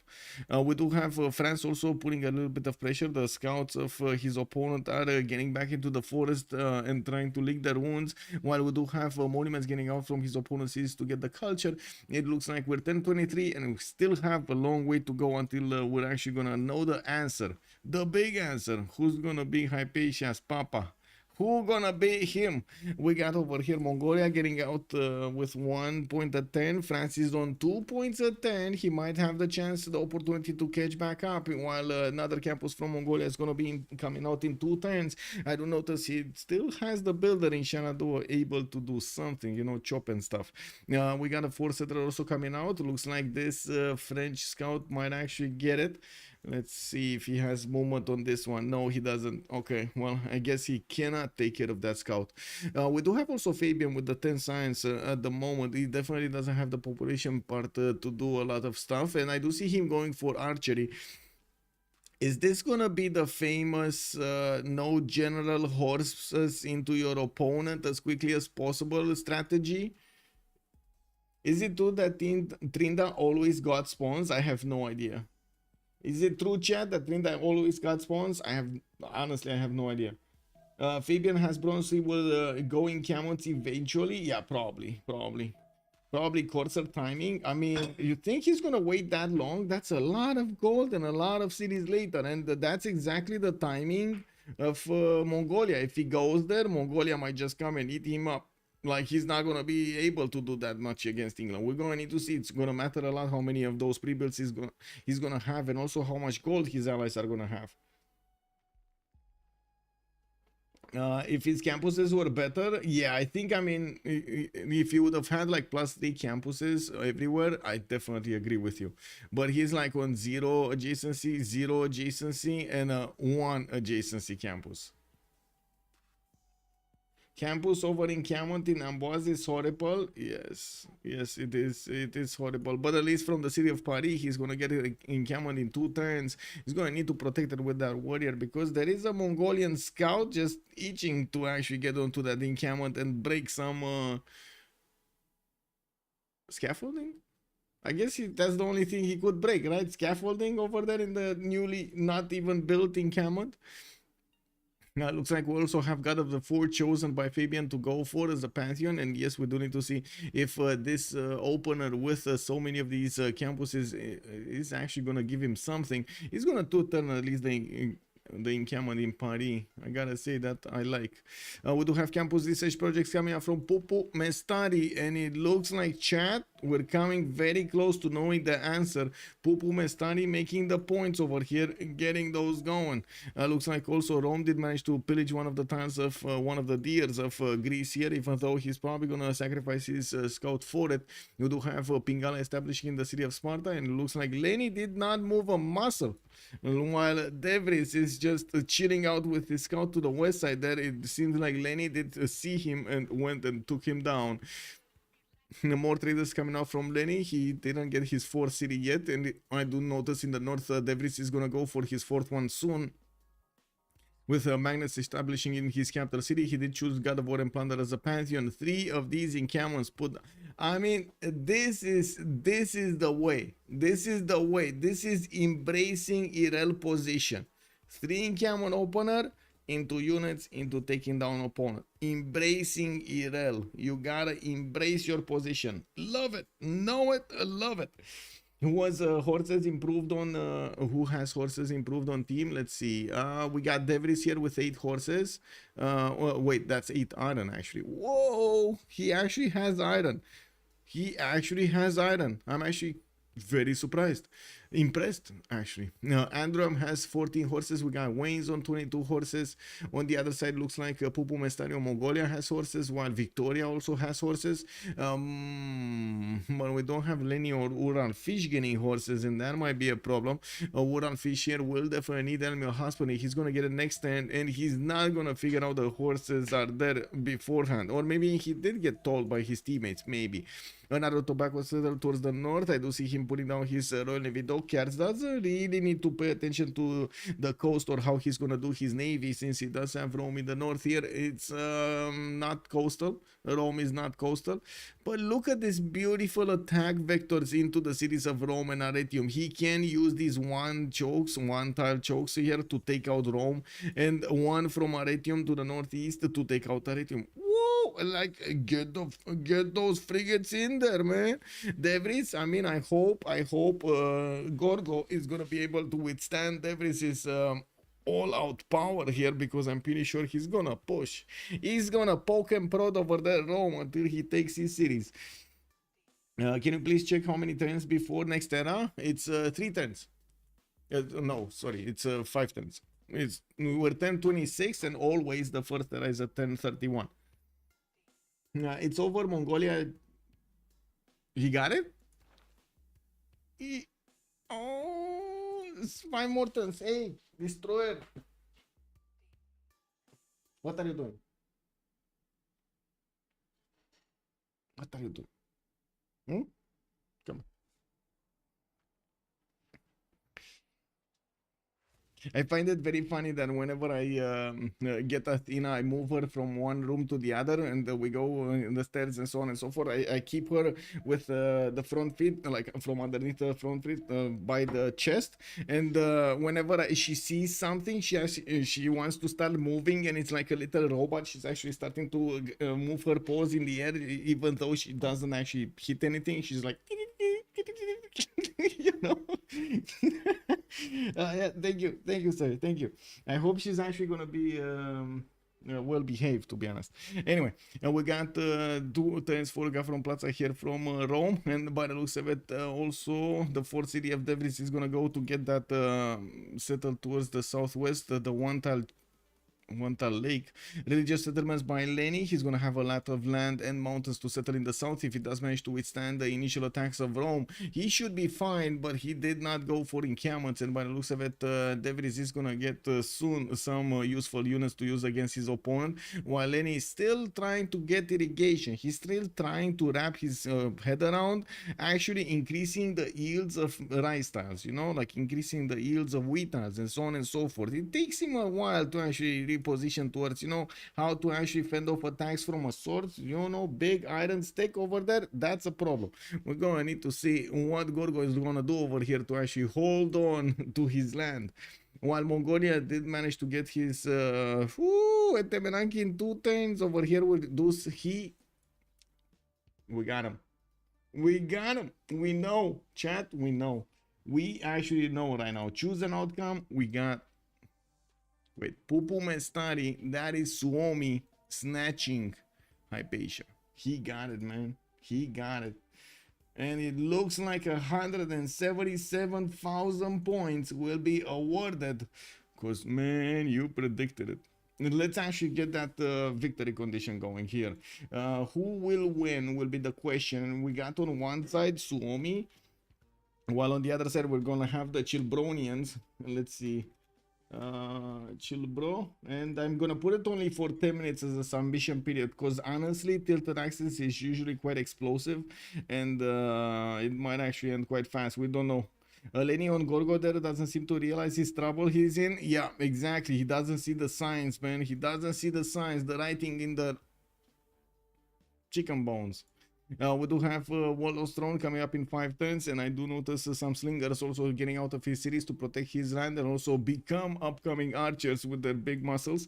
Now I do notice also Pingal on the other side, while Magnus is gonna be the eternal gift over here of Devris towards his capital, while Moksha is gonna establish in Aretium. He's still benefiting from some of these Lake Victoria tiles to give him the extra culture. He's right now quite big actually, 10 science, 14 culture, not bad.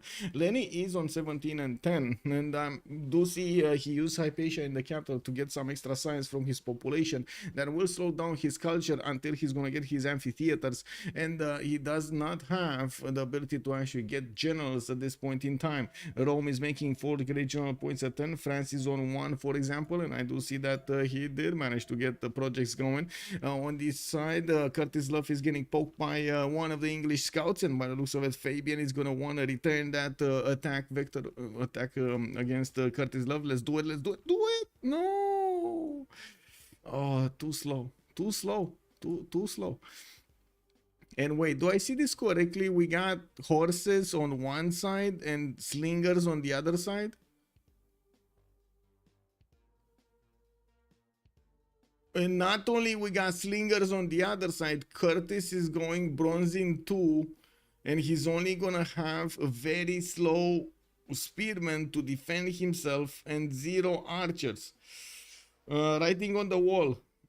Yeah, oh yeah, that's the expression. But to be honest, come on, you gotta admit, chicken bones was kind of a good comeback over there. Even if I didn't actually remember the initial phrase, I'm pretty sure chicken bones is something that you weren't expecting. Oh man. Anyway, we do have Moksha in the city of Pari, and yes, I do notice Fabian is keeping his builder ready to start chopping. Why is he not chopping? Does he not have the card on or something? He should have the card on. I'm pretty sure he has maneuver on, right? Like the military tradition card on. Come on, Fabian, show me the way over here. No, he has a Gogi, and he does not. I repeat, he does not have maneuver. So wait, why do you... Oh, that is a problem. He's still going for political philosophy. Oh well, I guess he will chop that horse regardless. And I do see an archer coming out from Amboise. We do have a very weak units from Curtis Love to actually defend him here, even though he's going to require quite a bit of gold to upgrade them. We're going to need to see how many units Fabian can actually get quickly against his opponent. Now, we also are 1 turn away from the next era, and I do see that we got a problem. Wayne's has a problem. Oh, wait, how did he get the point? Did he actually settle in front of his opponent and got a point? Are you kidding me? He actually said, oh my god, this is so close. He's so close to his opponent, and he got the 4-all settle bonus, the extra era score. Opening up with harbors here, we do have him going against Mexico City, which is gonna troll him. We got Mexico City getting galleys out, and I'm pretty sure he's not gonna be happy of his city center getting attacked. And that is the last point that was needed for every one of the civilizations to actually get into a golden age. Now it's 5 tiles aggressive settle.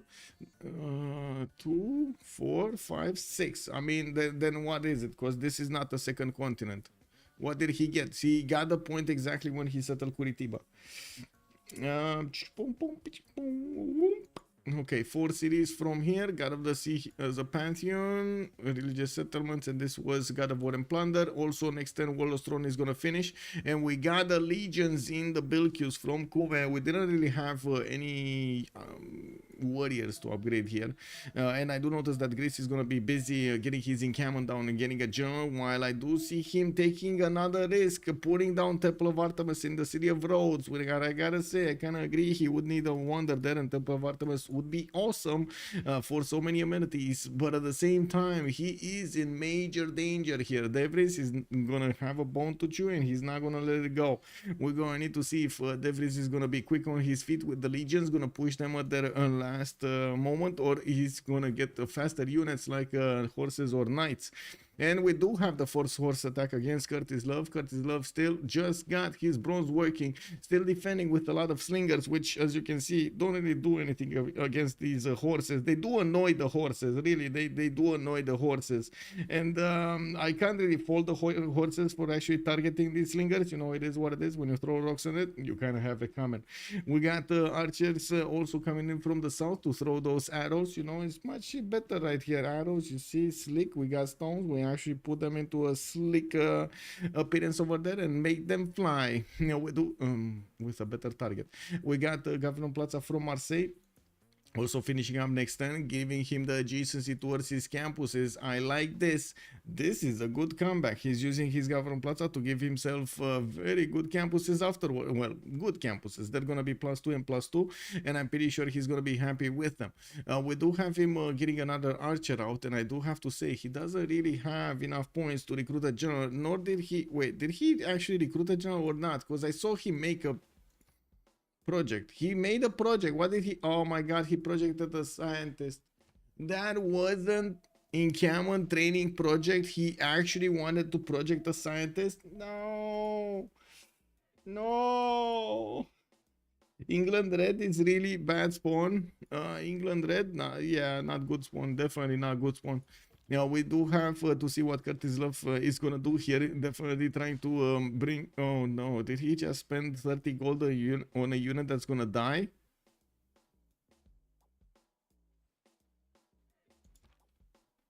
Man, that guy can be killed by a scout. That's he's heard your Steam prediction and wanted to go to ChillBro. Yeah.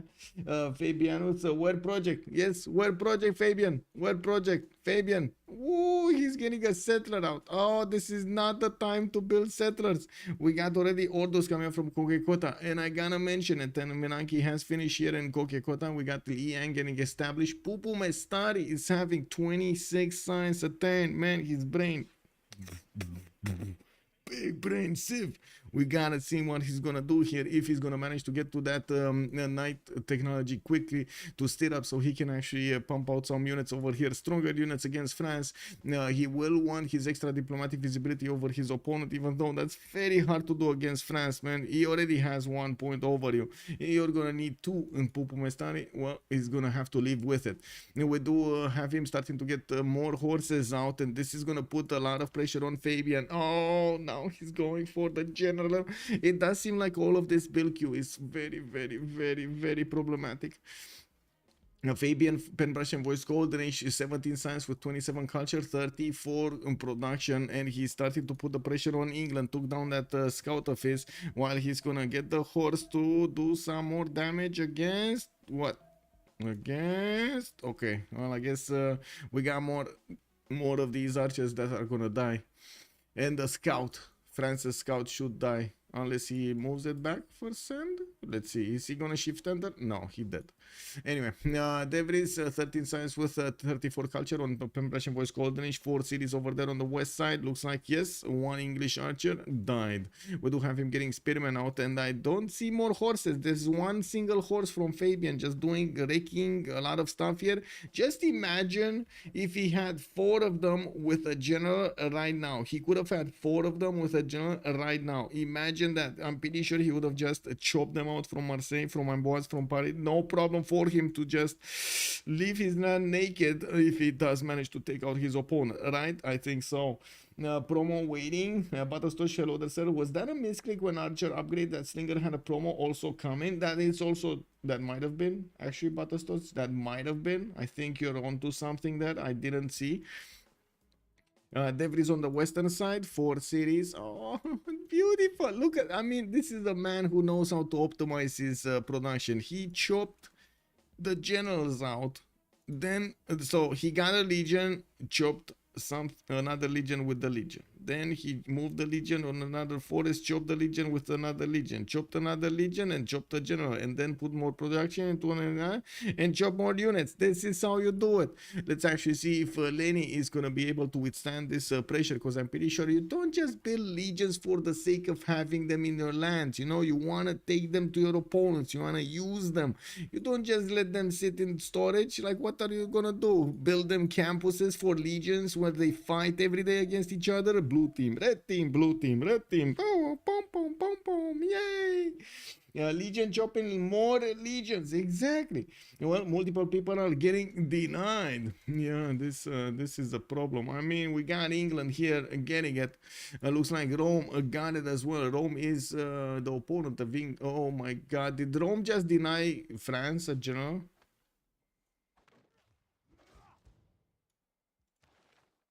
No, no. He denied Gorgo, and he denied Mongolia. Okay, they did it. They did it properly. Whew. Okay. He couldn't deny England, but he did manage to deny Gorgo, and he did manage to deny, or, well, right now we think he did, Mongolia.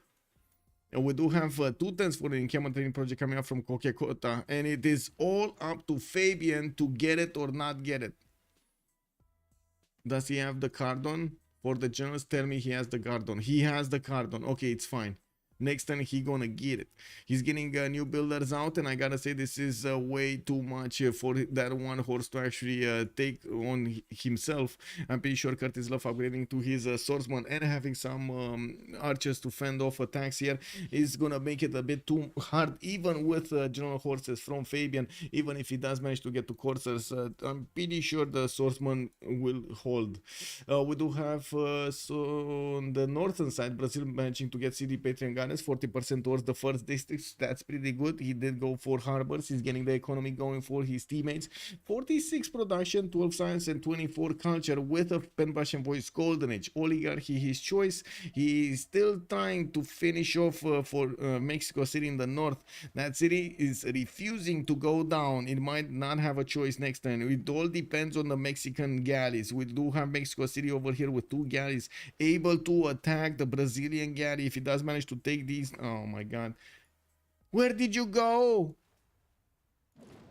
Did you see that galley? It ran off.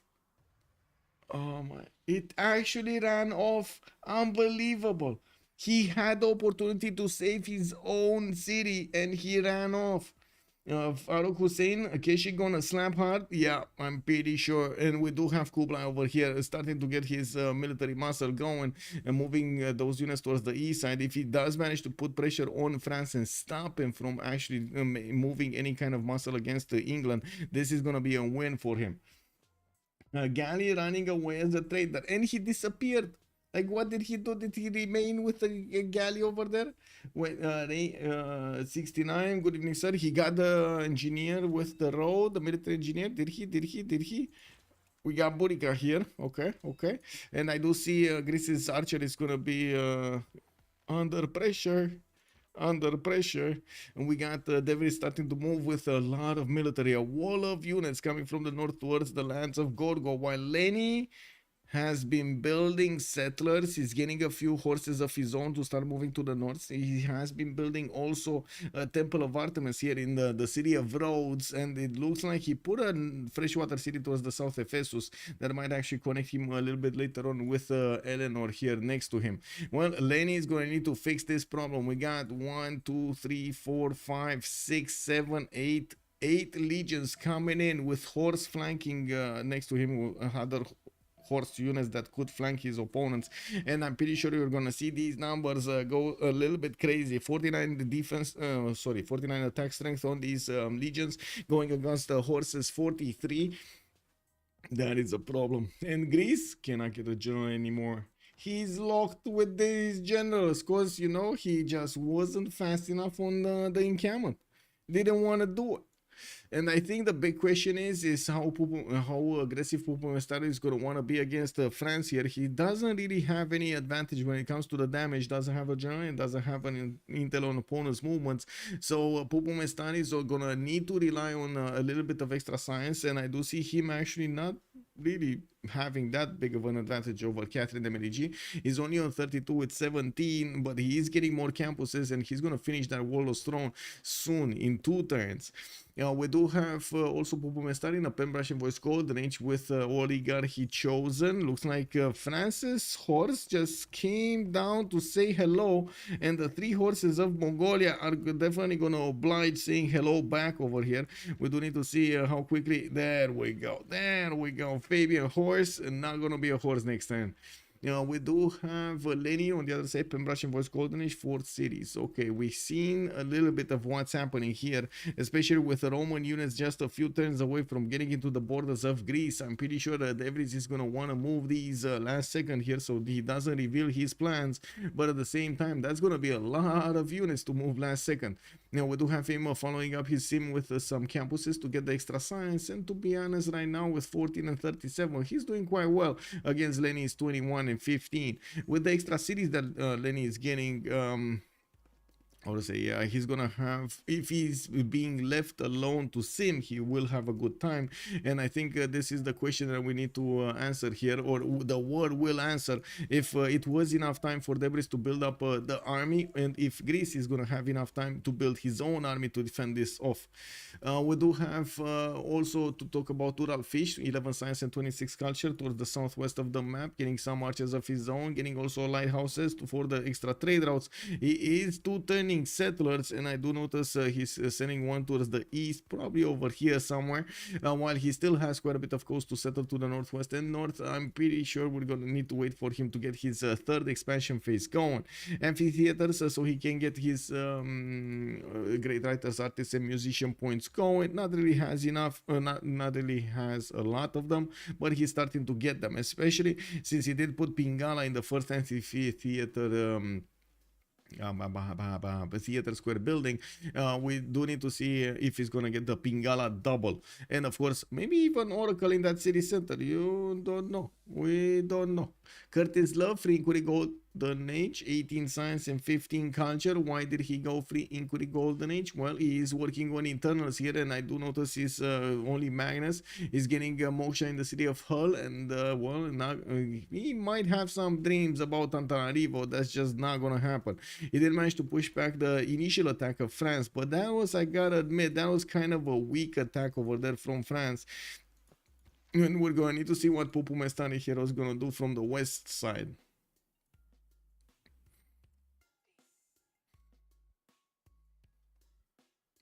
Oh man, this was slow.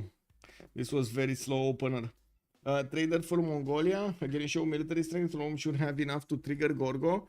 I mean, he has 464 military strength. That's like 3 times more than Pupumestari has on the other side, and 3 times more than Lenny.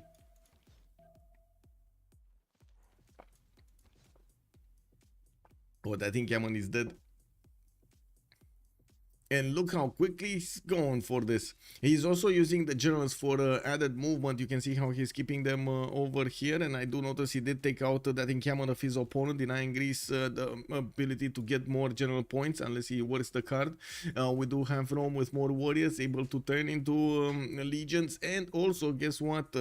Pillage for more, or I should say chop for more legions.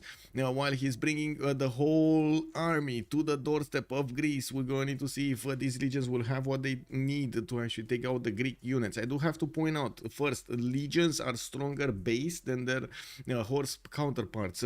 Horses are what, 36 if I'm not mistaken? Yeah, they're 36, and the legions are 40, so that's 4 extra. And then you do have also the extra damage from the general, which is going to be another 5 on those units. Plus 9 over these horses which are defending themselves in the lands of Sparta. Well, on the other side, wait, didn't go, wait, whoa.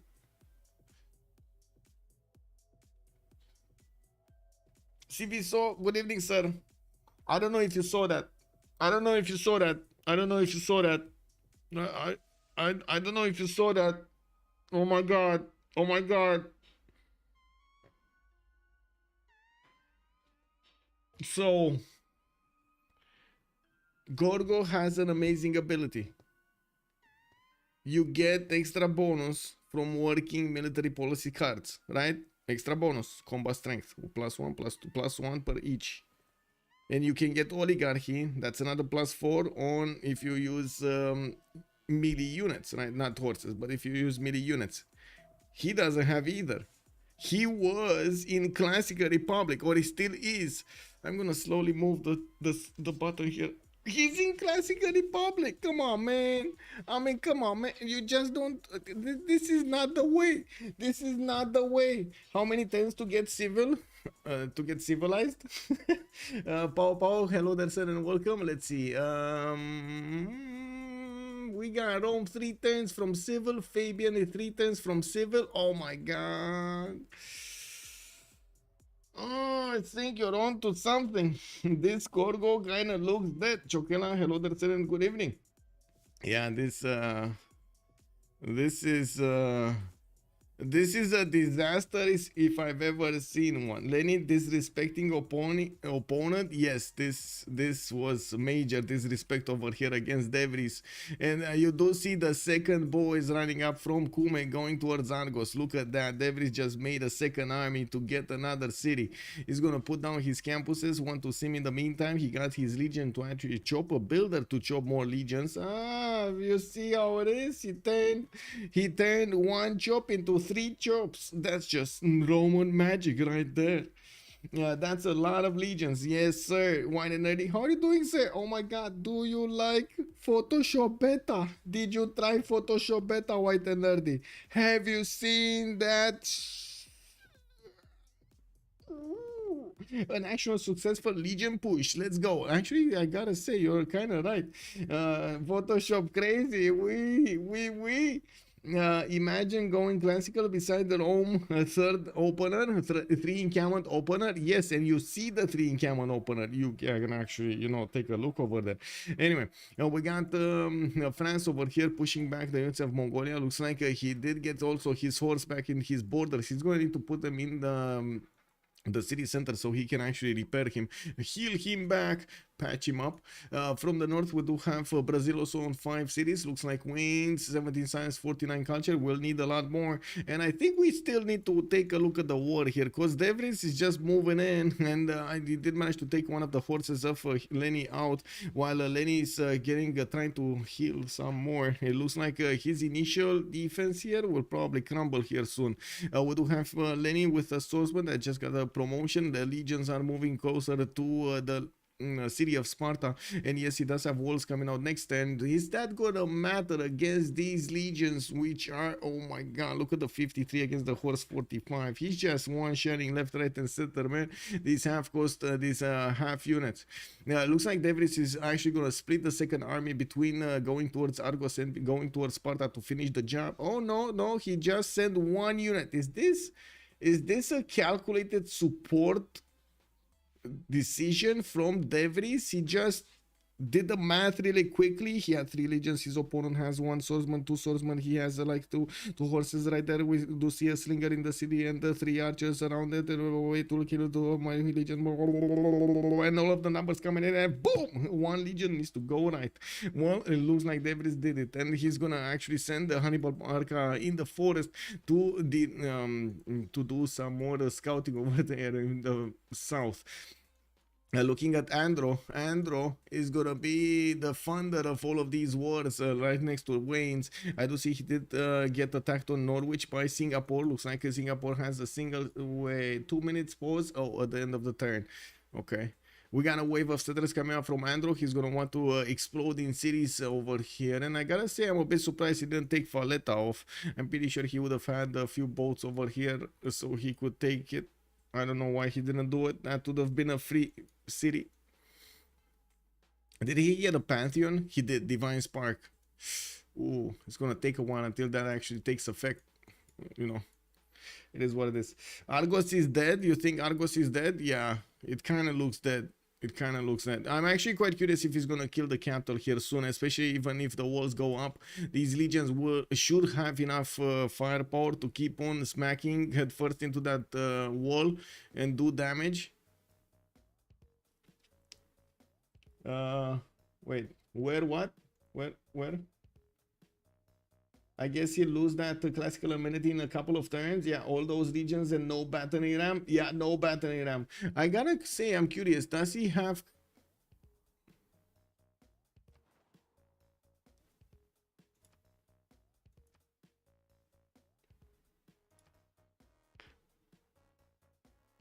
Does he know? I think this is the question. Does he know? Does he know he has a cat? Come on, come on, come on. Debris.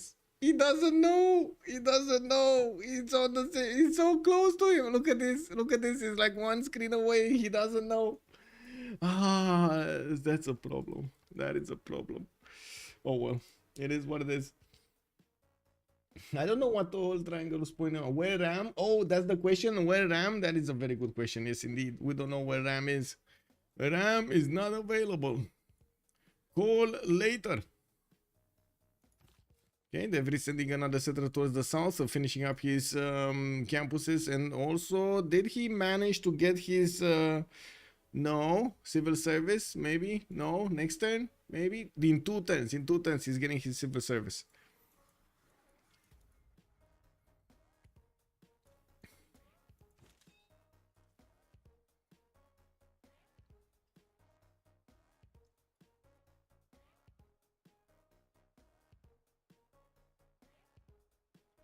I gotta say, even if on one side we kind of have a problem there for Gorgo, it seems like Rome is pushing hard and might actually start taking over cities. We do have on the other side also Fabian in trouble. He's finding it very, very hard to actually get his footing down, and I do not see him with that many units. He did have a chance to go against his opponent, caught him with his pants down, didn't actually capitalize on it. From the west side, he's going to start to be pushed by Mongolia, which is already getting to stirrups in 4 turns, has 38 science with a 23 culture, and also decent economy. 76 production is also very, very good compared to Fabian that only has 39. So you can imagine Pupumestari is going to have quite a bit of an advantage going into this next tenor, getting his feudalism builders also to help him chop. I'm sure that he's going to need a few more encampments if he actually wants to spam out those units. Okay, so let's see here. Walls went up. We got Rome moving in and taking out those archers. We do need to see also how much damage he's doing against the swordsman. That's definitely pushable. Because while Rome did lose one of his horses, he gave up on quite a bit of culture from it. I'm pretty sure the legions will need to be the ones finishing this up. And I think this is the big moment. The legions do damage against the city of Sparta and dwindle the number of the points defending the walls there of the fortification points. We got a few archers coming in and the settler moving out. Okay, big question. Do they have money for a battery ram? Do they have money for a battery ram? Can he get the next general? No, the next one is the trebuchet one. Is the who's the trebuchet one? There's a trebuchet general. Who's the trebuchet general? Can he get that one? I'm pretty sure he could pass this, but there's nobody else that could actually get enough points. No, not enough time. We do have Devris needing to actually take out the last Greek units, and I'm pretty sure he's gonna be, I would say, he's gonna need to take out Sparta soon somehow. Knossos to the west side is not defending, but unfortunately he doesn't have enough units to actually split all over the place. He needs to focus somewhere and keep over here Lenny on his toes.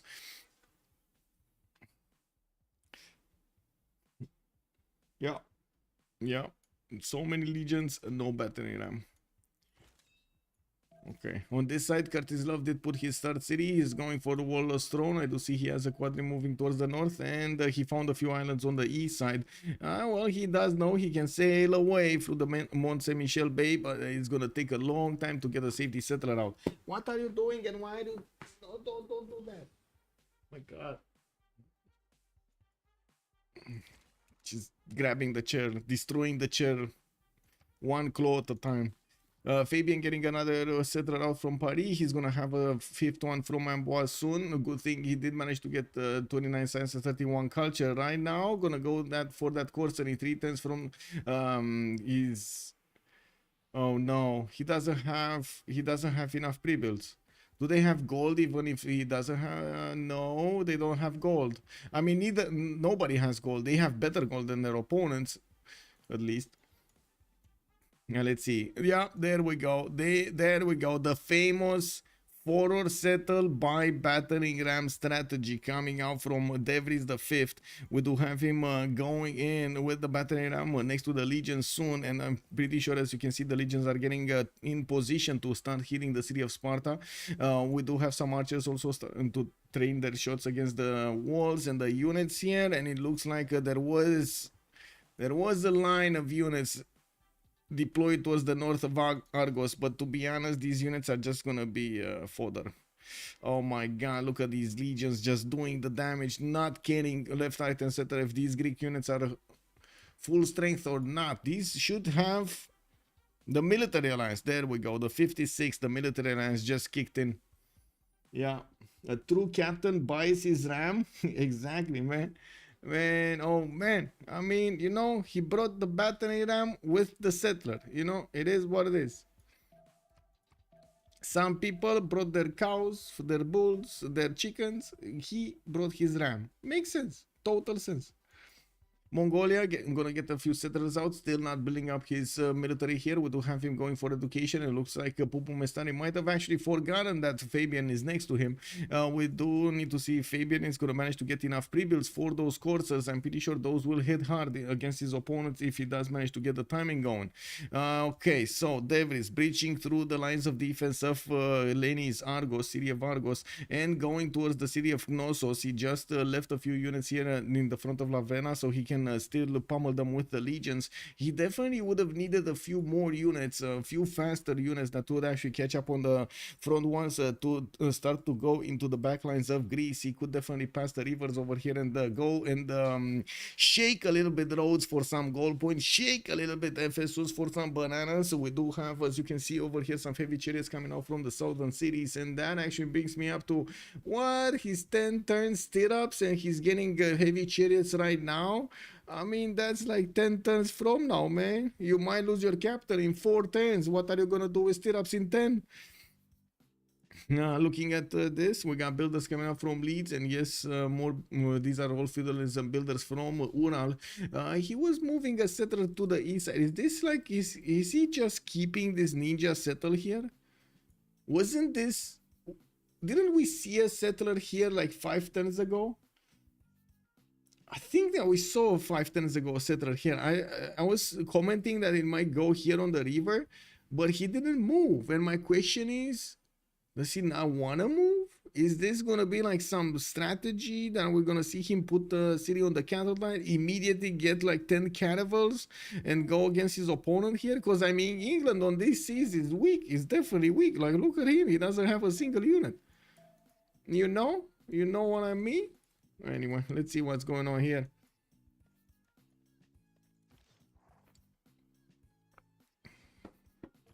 Okay, we got some floods, but no help. And by the looks of it, Devries will have the opportunity, had the opportunity to take out both of these horses. Not sure if he does have it right now. He should, though. Like, this is a one shot for a legion, and this can move over here. You move this one on the encampment, and bam, bam, slam, slam. Now looks like Chris also did manage to take out one of the horses of Devries, and I do notice Devries still is gonna need to wait and move towards Knossos. He's going through the defense there. It was just one single scout. Oh man, beautiful. Devries on 25 science with 44 culture next to Lenny's 22-27 with his full army going against his opponent here. We do need to see if Lenny is going to get out from the grasp of Devries here. It's definitely holding him back right now, going into the might fight head on. Now, Brazil did manage to start recruiting some writers. We do have Brazil on 16.6 great writer points a turn, while Eleanor is on 9.2. I do see Waynes did get his what are these called? Street carnivals called. Okay, he's putting down a few more campuses here. That's only a +2. It is what it is. And I do see a wave of builders with feudalism bonuses on them, getting new amphitheaters for the extra culture. Does have 33 science. Not bad for this moment in time, especially with Pingala in the capital here. And this amount of culture. 63 culture is pretty big, not gonna lie. Yeah, we do have and to see if anybody from Suomi is gonna start to rise up to that challenge of getting that amount of science and culture quickly, because I'm pretty sure Curtis Love to the southeast is not really gonna get to do anything about Wayne's here. But I say this, and I do see a horse coming in from Curtis Love just being deployed to the north. He could try to get into that trader and take it out, feast on what's all going on there. Looks like also Fabian, they try to push with, why horses? My friend, weren't you next to coursers? I'm pretty sure, sir, you are next to coursers. You are on coursers. Why you go for this? Oh, I guess they didn't have the gold. I think it's a big problem with gold, a very big problem with gold. Yeah, they just don't have the gold. Okay, Sparta lost its walls, so that city looks like it's going down quickly. There's only one single ninja that is going to be able to attack into Gnosos, but he could try to put it under siege with the scouts. That should be enough damage to take it out before the walls go up. We do have also Argos about to be taken over here. 3 legions are going to start smacking into that city center, and I'm actually a bit surprised that Hannibal Barca did not cross the river. Is this like a mental barrier for Hannibal Barca, the man that has seen so much of Roman's territory up close and did manage to do so much damage? Right now he can't cross a river. What happened to this guy, man? What happened to this guy? Felipe, bom dia, senor. How are you doing? Show yields. There we go, sir. There we go. There we go. We got some high rollers over here. Actually, to be honest, they're kind of, you know, very close in production. Science, we do have Pupumestari with 58. Wayne's is only on 36, but that's just a matter of time until he's gonna switch towards his free inquiry gold, and it should say 8 more turns until we're gonna get that free inquiry. And I'm pretty sure Brazil is gonna have a powerful free inquiry golden age with a very good culture requirement also from all of these theater squares. That's why he's building them up right now. I'm a bit surprised Curtis is moving to the left. He's actually going into the seas of Brazil here, and he's being left to go there, and this is unbelievable. He's just gonna chop one of those galleys out and gonna start taking out cities from Brazil. Oh well. Pikachu! Okay, Sparta, is he gonna die? Yeah, there we go. Capital takeover. Devris did manage to take out the capital city of Leni, and we do have him working on Gnosos, slowly taking out the units of Greece, as well as moving on the city of Argos on the eastern side. The horse of Greece did go in there, and it's, well, it is gonna be a little bit harder, and these 2 legions do have promotions. They do need to promote. I don't think he can afford to not promote if he doesn't have the first moves. If he has the first moves, it's fine, but I don't think he can afford to not promote if he doesn't have the first moves. He's gonna lose a legion if he does that. Yeah, we do have more builders coming up from Devris, setting up his land, and I'm pretty sure he would need to get a few more units. Looks like he's also taking out Knossos next turn. So wait a second, it kind of looks like he might be taking out half of the Empire of Greece here. And next up on the chopping block is going to be Urallfish, which at the moment is actually feeding as much gold as he can to his allies. Okay, Urallfish actually is going to move on that. We got him getting Apadana. They're gonna start trying to get the points going for their golden ages over here. We got the classical era in 7 turns. He didn't build an escape. Did he build an escape? Who? Greece? I mean, where is he gonna escape into? No, he's not building an escape settler. And I guess we do need to see what Fabian is going to do here with his castles. Is he doing this? Engineering in 1, mercenaries in 2. Didn't he have castles? I'm pretty sure I saw the icon. Maybe I'm mistaken and I saw it on somebody else, but I'm pretty sure I saw something with castles in a few turns. Anyway, we got pyramids put down from Xanadu. I do see a settler moving out there in the west, one going towards the east side. A bit surprising that he didn't get a few more cities quicker over here on the east side. I mean, I'm very surprised about Keshker, and it looks like Johannesburg was just as surprised and sent a few units over there to pillage the mines of Mongolia. Okay, we got a question. Fabian will have the gold from his teammates. Will he have mercenary? Okay, mercenary is coming up next turn. Will he actually switch towards castles? Come on, he needs to. He needs to. Okay, Argos gonna be taken down here.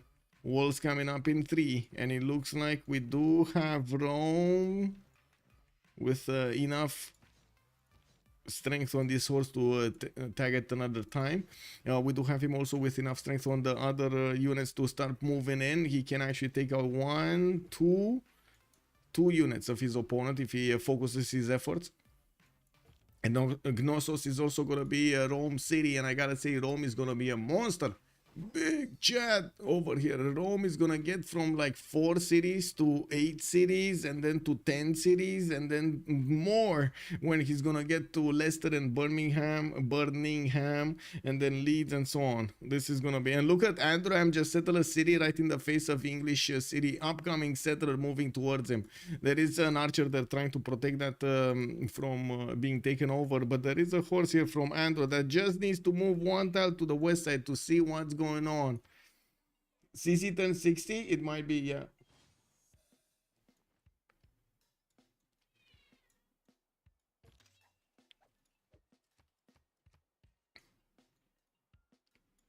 Okay.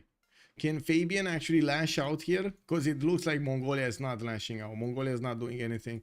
As in no military, that's what I mean.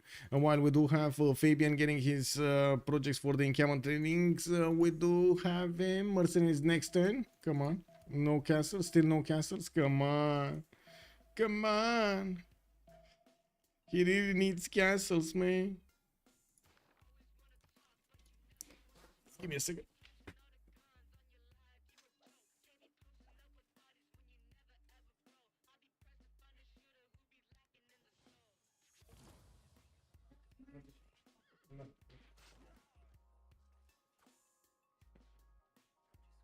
I didn't understand why my cat was screaming.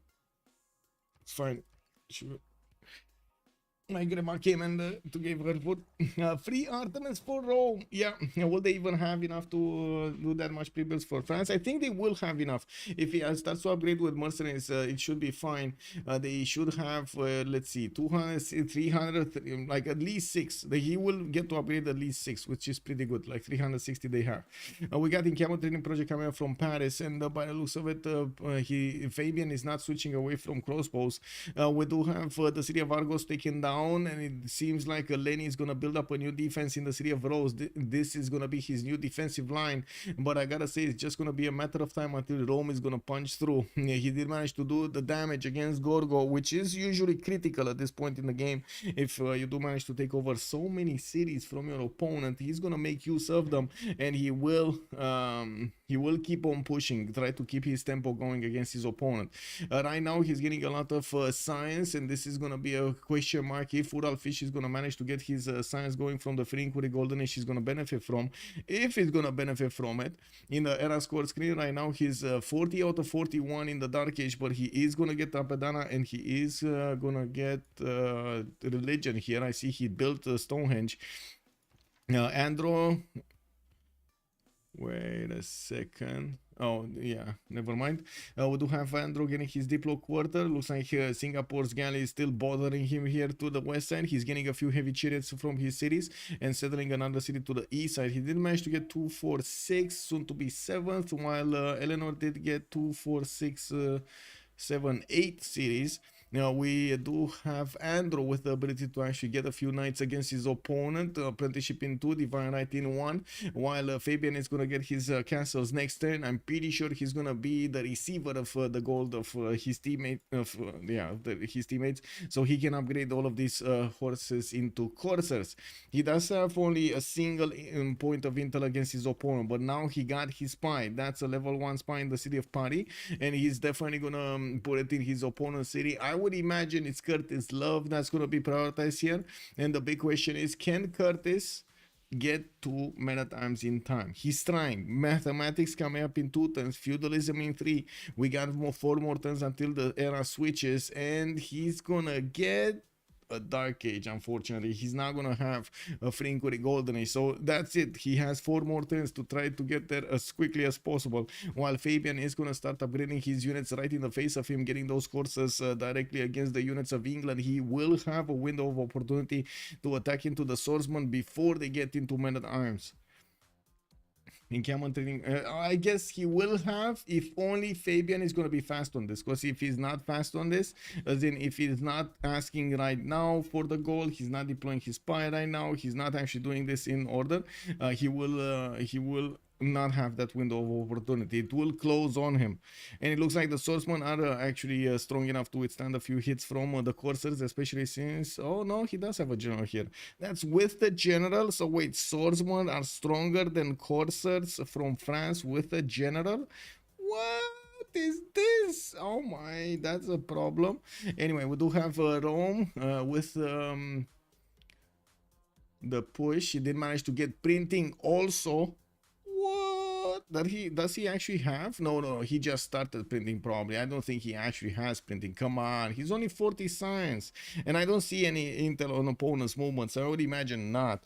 The horse is still very weak on the defense. The legion does have the +4 oligarchy, the military alliance, the combat from the general, and so on.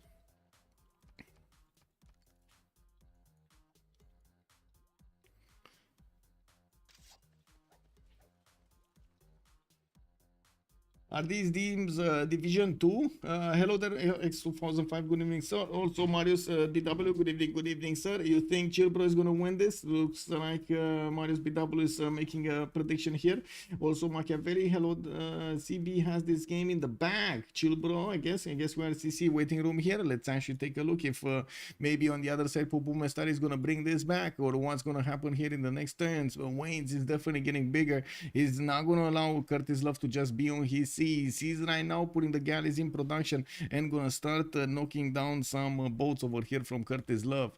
While I do see Curtis is defending himself with a line of swordsmen, it does seem like he left a weak horse in the south, which by the looks of it, well, Fabian is not gonna take it down. This is too late. This is too late. Unfortunate. This was too late. It took too long. Everything took too long. In Camon training project coming up next turn, he needs probably another one. That is so late, unfortunately, for him. Anyway, now we do have Rome also with the ability to keep on pushing. He's getting pushed back. I don't know why, but because he's definitely doing a lot of damage on return. We do have the archers of Rome are also getting their experience points, and they're going to turn into deadly ones when they're going to start getting their upgrades. He's going for sprinting, but I'm pretty sure he wants to get his crossbows out. Those will tear down any kind of unit that Greece is going to put out on the field here to defend himself. More settlers coming in from Rome, getting more libraries in the meantime. He's on 43 science and 58 culture, keeps acquiring land and increasing his yields, not to mention 83 production over here coming off from Rome. That's pretty good. We do have on the other side the Urallfish and Pupumestari with more than 100 points of production on each. Androam and Wannes are also. And I do notice that Lenny is only on 30 and Curtis Love is on 60. Fabian is on 47, so I can't really say, you know, that's something amazing. We do have Fabian here with his coursers actually trying to go towards the city of Sheffield by the looks of it, bypassing the initial defense of Curtis Love, which Curtis is trying to actually cut off over here. It looks like he's building a serious line of defense against his opponent, against Fabian. He doesn't want to let a single unit in, but is he gonna have this luxury though? Looks like in the south he might actually feel the sting on one of his horses. We do have France putting his spy in, and he will actually start to have +6 on opponents. Doesn't seem like he's gonna skew the defense that much. Okay, Canapul coming out from Argos. De Vries, where is it? Still getting printing. He's still getting printing. Fabian really wants his printing, and it looks like he did manage to get the crossbows upgraded here. He got that mercenary half-cost card in, and will start putting the gold where his mouth is, double shotting these horses quite easily from across the land. He can do the damage against these knights, no problem. And I gotta say, these knights are strong, not strong enough against the legions. We do have the walls getting up next turn in roads, and it does seem like it's gonna require a bit more time to actually get to pass through the last units here to take down the city center. I'm actually quite curious what Androam is gonna do. Looks like he is bringing a few of these horses towards the west side, and yes, he was pre-building some of these heavy chariots. We might actually see him go quite aggressive over here against his opponent, against Eleanor. While there is a bit of a problem with, or there was a bit of a problem with gold on one side, it looks like it balanced out between the two sides, and we don't really have anybody making a lot of gold in the game. They're still gonna rely on some chops here and there of maize, of crabs, and so on and so forth to get the gold for what they need, or maybe some pillages, you never know. Did Lenny correct by taking oligarchy? Lenny is in oligarchy. Yes, Lenny finally is in oligarchy.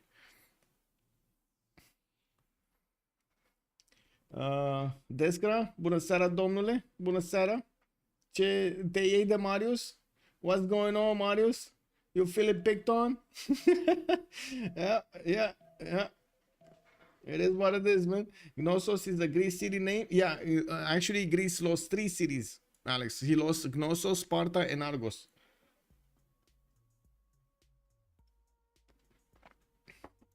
But he will get set up with 3 pre-builds, just no civilization yet. Yeah, Thandorius, also good evening, sir, and welcome. It's just how I show my very small and tiny love. I see. Well, Rome is gonna start attacking with his crossbows, and I do see him needing to actually go through the horse first.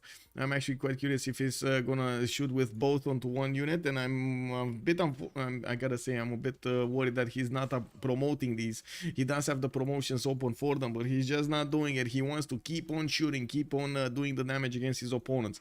We do need to see also from the east side if the line that he has there could actually breach through the swordsman, and also when he's gonna creep closer, if he's gonna have enough damage against the knight. With 3 crossbows and multiple legions with the level 1 promotion, I'm pretty sure he should have that in the bag. Looking on the right side, we do have France managing to get with the coursers inside of the borders of England. He's going to manage to go against Sheffield. He's going to manage to go against the city of Hull here in the north, while Brazil was poking in with a few archers. He does have quite a few galleys in the water to try to go against Sheffield and take it down, make it his own.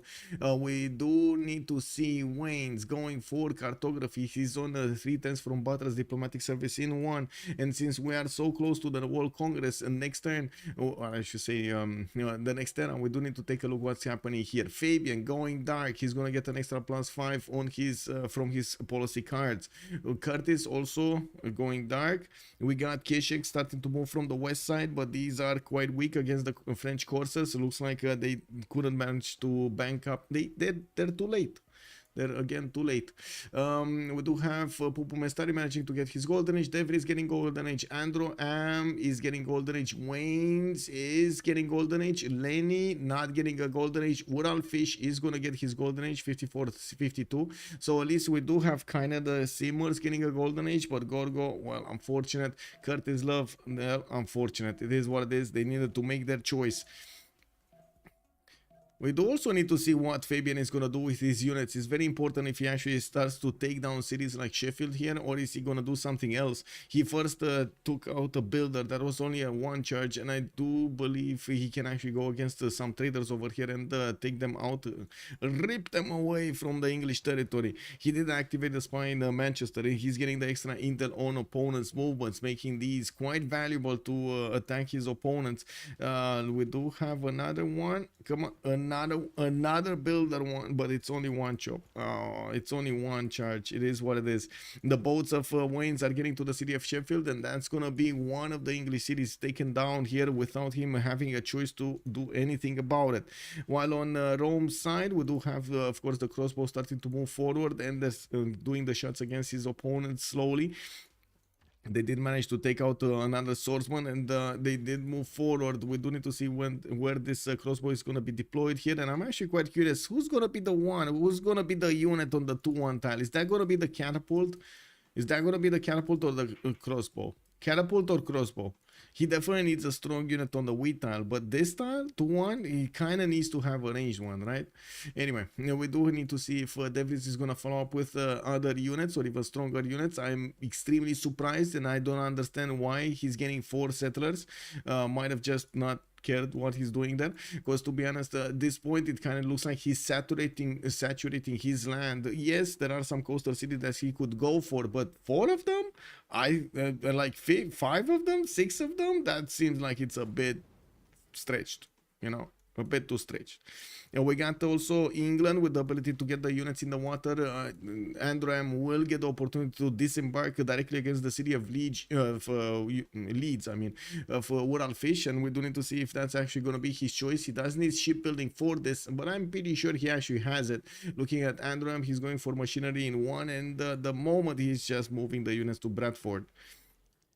Just a few units over there. He sounds sad. Have you seen that? He looks very sad over here, Androam. That's very sad, unfortunately. Anyway, Mogadishu, commercial hub in 18 turns. We do have Androam managing to take that city down. And yes, there we go. Catapult walks in next to the mountains. Gonna start doing the damage and getting some experience points there. While the crossbows move up. He did manage to get the core one. Ooh, baby, this core crossbow. Anyway, we gotta pause here in 2 minutes, and we're gonna need to see what they're gonna choose to go for. 2 minutes. Panseret, good evening, sir, and welcome. Most peaceful Rome player ever? Yeah, man. Yeah. I mean, I'm surprised he's not playing Sumeria, man. Brazil on tilted axis with full naval control is already a good reason to see. Yeah. I mean, KW, they're just waiting for the Minas Gerais. Be right back. 2 minutes. Oh no, wait a second. We got a CC right here, right now. Looks like Suomi did say, chill, bro. You chill too much tonight. We can't handle your chill. We were so excited over here that your chill just totally stopped us. It is what it is.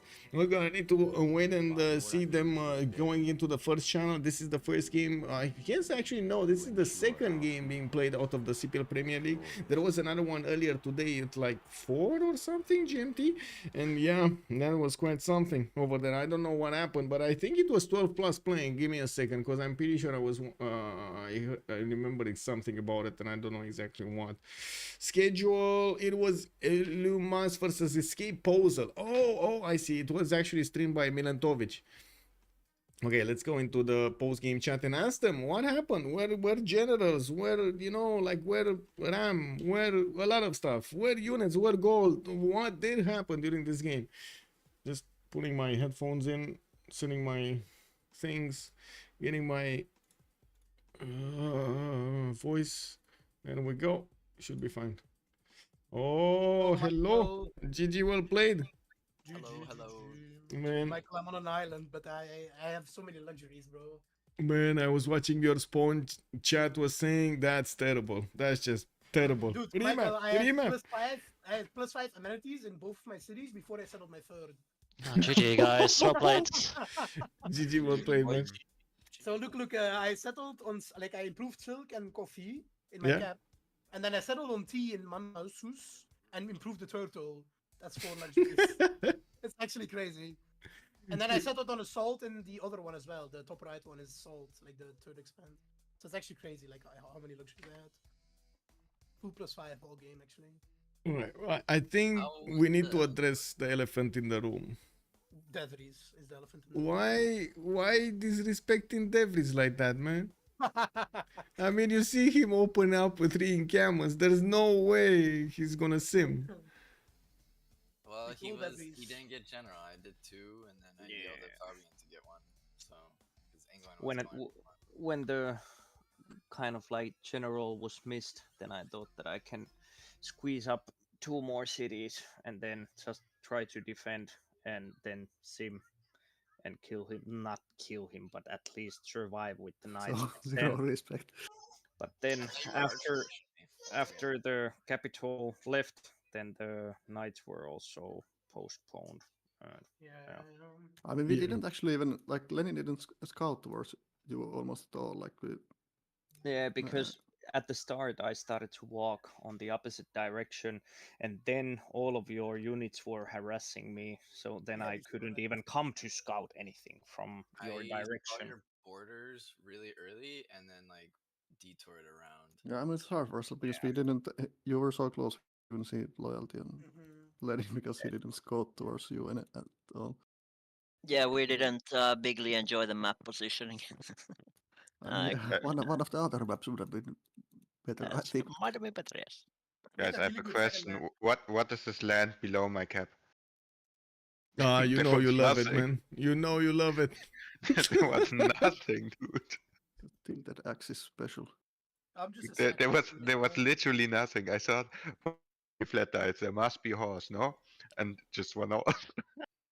Dude, I'm just a stat stick. I for sure have lowest. In this city, I haven't chopped anything. Like this is okay, not in game. Just like, a city. For all the relevant people, I have lowest pro, I think. No, I have shit prod. But I'm just. I was omega worried about the Eleanor Gorgo combo. I think that was a super nice draft pick. Yeah, it was like nice alone actually. I don't know how often it works out. And I don't know. You're gonna be naval war or min distance. Yes. The problem with this combo is it doesn't need a Gorgo. Like if it's Eleanor is free sim anyway. Eleanor does enough books. So Eleanor is more than Eleanor's RL anyway. Yes, then books do not help.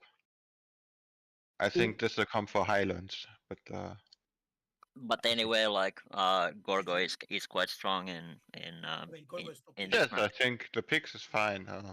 Like I joined late for my pick. I think it would be way better to pick Lizzie for me here. I don't like my Civ here on tilted as well. I think Lizzie is better. Yeah, I almost picked Lizzie instead of Eleanor also. Yeah, and we overlooked Brazil in the bans. I mean, Minas won't do anything in this map though. Yeah, on my position, for example, if I'm Lizzie, I probably just trade to the city state and make infinite gold for the team. It happens so often on this map. Yes, it happens so often on the map. I really like it. And here I'm playing my bonus with one horse. I mean, I guess I get Harbour and I'm England, but Lizzie is as well. Like, it's probably the.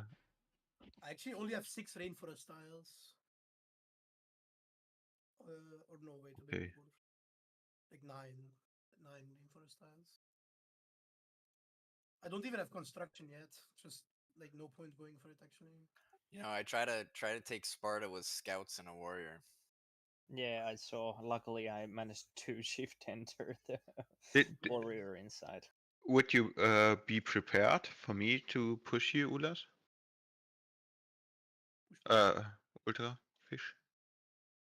Ultrafish. Oh, like how Ultrafish. Urallfish. Sorry. Because I was put to make a play on you on land. Because I think the only way. I was making rebuilding knights already. Yeah, I think the only way we actually lose is you like simming good. Dude, I guess you had like decent land. We would have lost Antan because he didn't split. That's so annoying. Yeah, but then the Rome would get way too big in the north. Yeah, like Rome is gonna touch 12 me cities. also. I don't Yeah. We push you from both sides. There was Devries. Why extra 4 cities? You don't have places for them, man. What are you doing? Settling the tundra? It's every sim. Dude, I will just settle in the gray. No, I think it's good. Like he done his job. Okay. He pushed him, and now he can make money. I think it's good. Okay, just get one commercial, one harbor from each, and that's it. Yes. Okay. But you guys can trade now on the right. Actually, it's pretty good. That's so nice. Who remapped the first map? We did. That was my call. I really wanted to remap that one. Interesting. Yeah, I think it was like the. We had double wonder, but our positioning was just so bad, and I think you guys had like perfect threesome. The East versus West, but there was an England. Who is it? There was an England on one of the opposite sides. There was an intruder. I don't know who. I think we hard lose the East versus West anyway. Like you have double England. Nothing else kills them.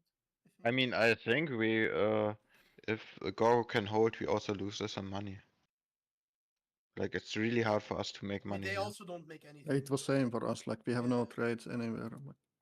I can switch to extra. Why?